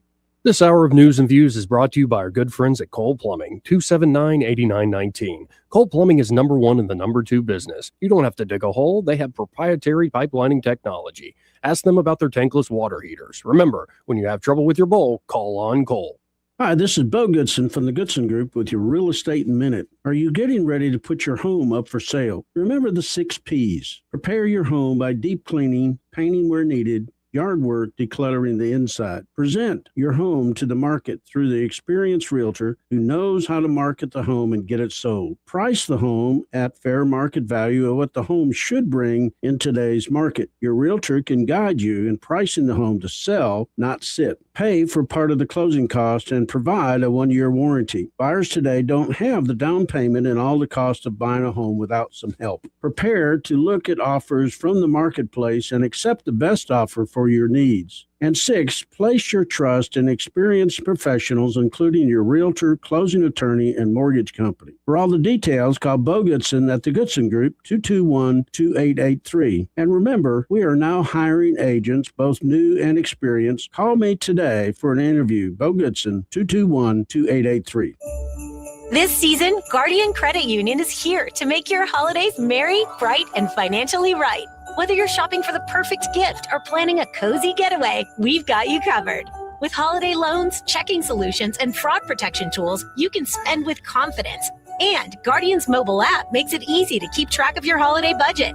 Stop by one of our branches and let us be your holiday helper. From all of us at Guardian, happy holidays. Federally insured by NCUA, Equal Housing Opportunity. Pizza Perfect is feeling jolly, offering a great deal in December. Buy any large pizza and get a medium pizza for only $5. Pizza Perfect's buffet includes pizza as well as spaghetti, breadsticks, salad, dessert, and drink for only $13. Buffet is available Monday through Saturday for lunch and for dinner on Tuesday, Friday, and Saturday. Pizza Perfect is also available for pickup and delivery. Get a medium pizza for $5 with the purchase of any large pizza in December at Pizza Perfect, Coliseum Boulevard, Eastbrook. This hour of News and Views is brought to you by our good friends at Cole Plumbing, 279-8919. Cole Plumbing is number one in the number two business. You don't have to dig a hole. They have proprietary pipelining technology. Ask them about their tankless water heaters. Remember, when you have trouble with your bowl, call on Cole. The Rich Thomas Weather Network, brought to you by Montgomery Paint and Body. From little fender benders to total body repair, MPB will fix it good as new, maybe better. For 4 decades, the Turner family has been getting you back on the road. Call 279-7325. Rich Thomas Weather. Well, hi, everybody. We continue to watch the forecast very carefully because there's a lot of Christmas events on the line with the threat of rain continuing. Periods of a cold rain this evening and tonight. It's not going to rain all the time. There will be another surge of rain that comes into the state tomorrow as well. Low tonight, 44. High on Saturday, 54. Risk of some leftover showers early in the day on Sunday, mainly in the morning. Then improvement later with a high temperature near 60. From the Blue Water Weather Center, this is Rich Thomas. Budget Floors and More has the best prices. Carpet as low as 69 cents per square foot. LVP starting at $1.29 a square foot. Sheet vinyl as low as 65 cents per square foot. And the lowest prices on flooring installation supplies. Budget Floors and More across from Del Rey to Publix. Live local talk. The River Region's only 24-hour News Talk FM station. News Talk 93.1 FM WACV.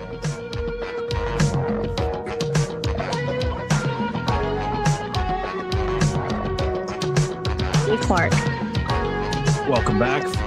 Before we continue the conversation here, this part of the program brought to you by Pest Pro Services, and they're at Pest Pro Ashley. A fantastic team are ready to help you out with any and all your pest control needs. You should already be signed up for their monthly subscription model. Great way to control cost and budget for pest control across the year.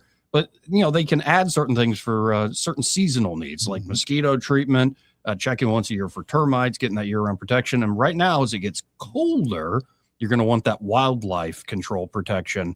If there's already a little critter in there, you know, squirrel, bird, whatever, mice in the house, they can get rid of them, or they can just make sure to seal everything off that you're not going to have any issues. They'll even do checks of the surrounding property and conditions to be sure there's not anything attracting that wildlife in the first place. If you're interested, go with Pest Pro Services. You can always learn more at ppsriverregion.com or just search Pest Pro Services on the Book of Faces, or just call them direct at 265-9990.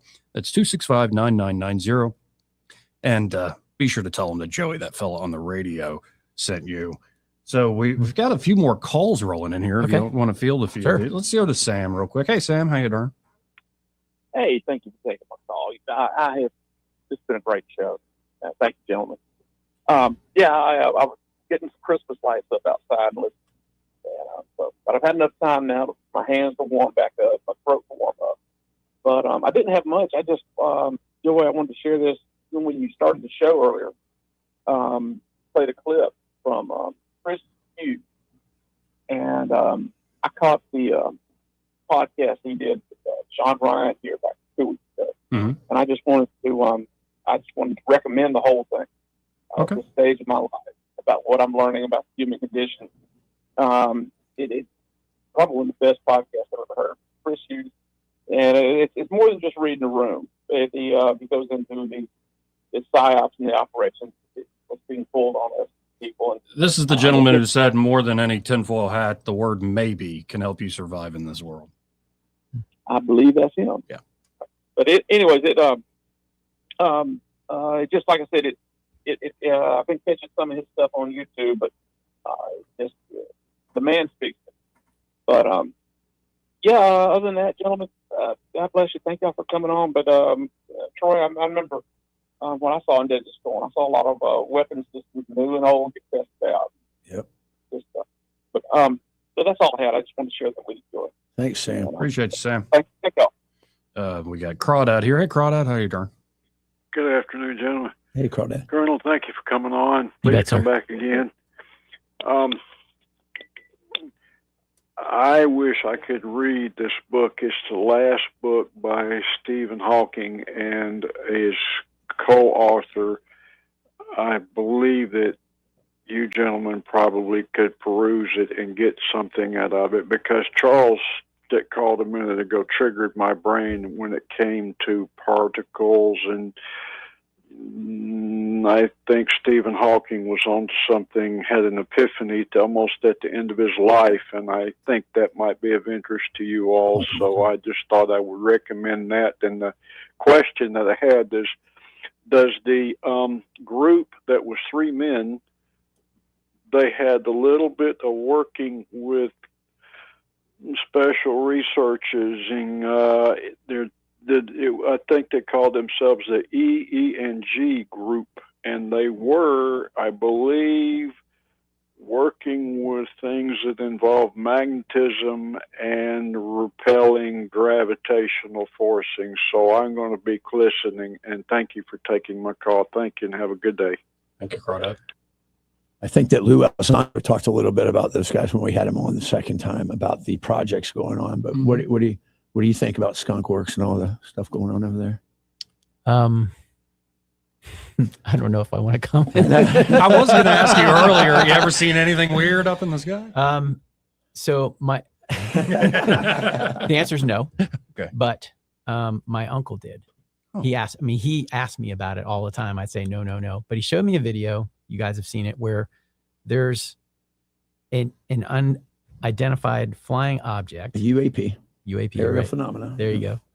I remember Operation Blue Book, right? Right. That's where I Yeah. come The from. Project exactly. Blue Book. Yeah, Project Blue Book. See, I Blue can't even Book. remember Wright that. Patterson Air Force Base. That's right. It was a TV show. All right. So I've never heard anybody seeing that in my sphere, but my uncle showed me this video, and I said that's unnatural the way it was doing it. However, with the current technology, I go, yeah, I could see something. Well, the 3 principles when you're looking at a UAP, and Lou Elizondo is a very close friend of mine who was the whistleblower chief of the UAP program.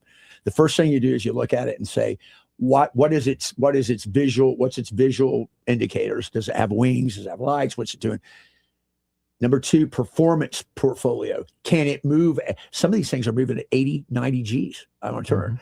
I don't know if we have that technology. But more importantly, the third thing is, if it was an aggressor, it could have already done what it wanted to do. So I believe that you and I both know this from working for the government, that there is disinformation all the time on things. I'm going to say it as politely as I can say, is that you continue to tell the big lie enough, it becomes a truth. You ridicule people because we know the naval aviators, they videoed some of that stuff going on with the Tic Tac thing going on. You didn't encounter it, but that doesn't mean like Thomas Hume said, or philosopher Hume said that just because you've never seen a black swan doesn't mean it doesn't exist, right? So My question then would be, does it matter now when Not I can really. produce anything I want on video? What's Right. real? Exactly Right? right. Well, and then those gun cameras, I think, were pretty secure. Yeah, I agree. For some reason, Crawdad's call made me think, like, if this, you get the breakthrough, say, like Elon's Grok, not like what the consumer has, but the super heavy, Yeah, the stuff heavy, they might yeah. start applying to, say, engineering and SpaceX. It makes me start thinking about these folks out there that do their, whether it's Stephen Wolfram or Eric Weinstein, like these theories of everything, sort of like new physics, that, our theory of the very big and our theory of the very small don't completely match with one another. And so could we potentially be rubbing up with AI against some of these breakthroughs that have baffled folks for at least a century? I think that's entirely plausible. They're going to, the thing that that scared me was, we've built AI to replicate the human brain. So it thinks the way we do, but now it's starting to change its language and reform its own methodology of thinking and rewire itself. And do we know how it's doing that? Right. is the We don't. question. We don't. Yeah. So it's kind of just a black box. Like it spits out stuff, does stuff, but yeah. Yeah, exactly. Yeah, we're back to the unnerving part. Exactly. Well, hey, I got another quick break here. This has been fantastic. Like, I would love to just have you back and kick around all sorts of topics. Really, I knew he would be well received. So, and like, I almost want to channel Wayne's World. We're not worthy. We're not worthy. Oh, come on. He's Air Force. Milwaukee. He may not know whether he's coming or going, but whether you're going to work or coming home, Greg Budell is there. Mornings 6 till 9 and afternoons 3 till 6. Only on News Talk 93.1 FM WACV. At AMS Studios, give the gift of self-care this season and get a little extra. When you purchase a gift certificate for $100 or more, receive a stocking stuffed with $60 worth of free spa gifts, or select a gift certificate for our $105 luxury facial, and you'll receive an additional $120 worth of medical-grade skin treatments added to it, absolutely free. Find us on Facebook or stop by in downtown Prattville at AMS Studios.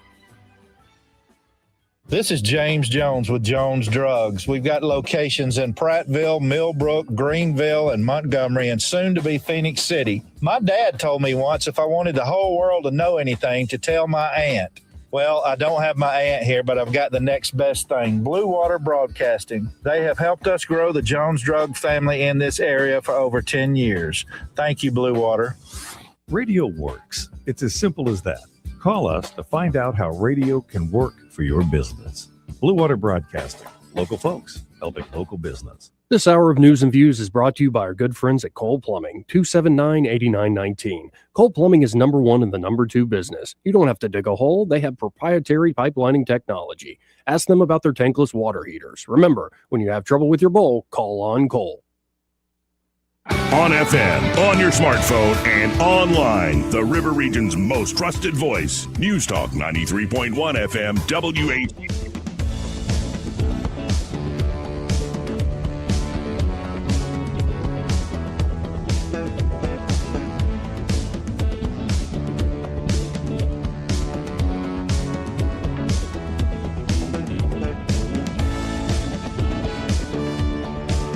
Joey Clark. We only got a few moments left, folks, and there are so many more questions. We'll have to do another show, but right now we got to sell some carpet with Ray Bowles of Prattville Carpet. Hey, Ray, how you doing? I'm out of breath. I'm sorry. Okay, so there's a preacher in town, John Smith. Mm-hmm. Love him to death. Do you know John? I don't know John. Great. Oh, man, you should. He's wonderful. But he has this saying that the best time to plant a tree is 20 years ago. The next best time is today. And I'm calling, John, you're a liar. Today is not a great day to be planting trees. Sorry, I'm calling you out. Not the best day to plant a tree is today. I'm out of breath. I'm old. This sucks. That's funny. You going to be all right? We're planting trees. No, I'm not. I'm not gonna be all right. I don't know if I'm going to be talking to y'all next week because I got 4 more to go. Oh, We've got, 20 of them in the ground. In one day? Nice. 4 more to go. Yeah. Not nice. But if you need a floor, please call the store at 285-8117. The guys are sitting there waiting on a call. We can get you in before Christmas. And I was just saying the other day about the Christmas gift to your wife. Absolutely brilliant. I've had several people call. Give us a call. We'll sneak in the house, get the measurement, and we can do several things. You can bring them by the store and let her pick it out like a surprise. Or we can just put it in and it would really be a surprise. So y'all call them up, 285-8117. Again, that's 285-8117. Be sure to tell them you heard Ray Bowles out of breath because he's planting too many trees in one day. Yeah, no, actually, hey, that hole needs to be a little bigger. I'm just supervising. That's even scarier. That can be exhausting. You ought to see all these guys give me dirty looks. Bet. Well, appreciate you, All Ray. right, guys. Y'all have a great day. You Thanks. too. Bye. Well, and I appreciate both you gentlemen, Troy, always, and Troy setting up this guest. Colonel, like this has been, it's flown by, number one. I wish I didn't have all these breaks. And I feel like we just have scratched the surface a little bit on so many. And what's interesting to me is like threads I've been following for years now, just watching podcasts. And like I'm of that generation. It seems like all these different threads that seem disparate are now converging, whether it's theories of everything, physics conversations or religious conversations or the latest tech and, military geopolitics conversations. Like it's interesting how it's like, oh, this all weaves together in a certain way.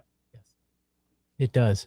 Well, because there's one being that did it. Amen. God. Amen. What's your closing thoughts? Watch the East. Okay. Sounds good. Watching the East. All right. Did you notice he had a new T-shirt emblem on his T-shirt back here? Be a man among many. We're looking at Rambo Trump here. Be a man amongst men. Be a man amongst men. Join the Rhodesian Light. The Rhodesian Light Infantry. Oh my! Remember Rhodesia? Yeah, a little bit. I got it. Robin got me a T-shirt. She got me a T-shirt. You still working on that private group? Yeah, I am. As a matter of fact, we can talk about that next week. Okay. Yes, it's kind of interesting. We'll talk about it. It's going to be a humanitarian nonprofit. So very cool. That's what we're working on. I forgot to. I used to do this like every hour before we head out, folks. It's already the season. Merry Christmas, you filthy animals, And- and a Happy New Year. And with that note, happy hour. They're next.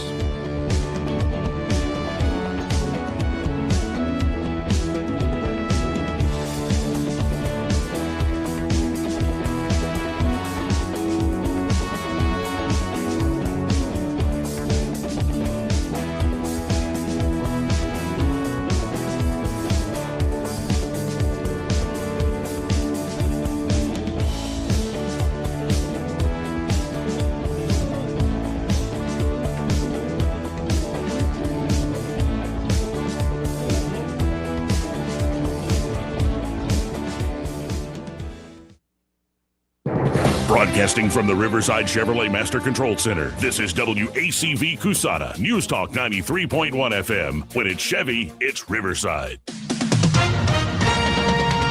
With SRN News, I'm Bob Agnew in Washington. A big honor for President Trump, and it comes from the sporting world. FIFA has given its new Peace Prize to the president. It is an unusual break from tradition for the sport-focused soccer organization. Its president has become a close ally of President Trump. The ceremony took place today at the 2026 World Cup draw, which took place at the Kennedy Center here in Washington. The Federal Advisory Panel has voted to end the universal recommendation for hepatitis B shots at birth. Under the new guidance, only babies of mothers who test positive or whose status is unknown should get the dose immediately. Others can wait until 2 months. The charge now heads to the CDC director for his final approval. On Wall Street, not far from the close, the Dow is up by 123 points. The Nasdaq up by 60. This is SRN News. Hey, it's Mike Gallagher. The holidays are right around the corner, and you know what that means. Travel, gifts, family gatherings, and a whole lot of spending. Here's a way to get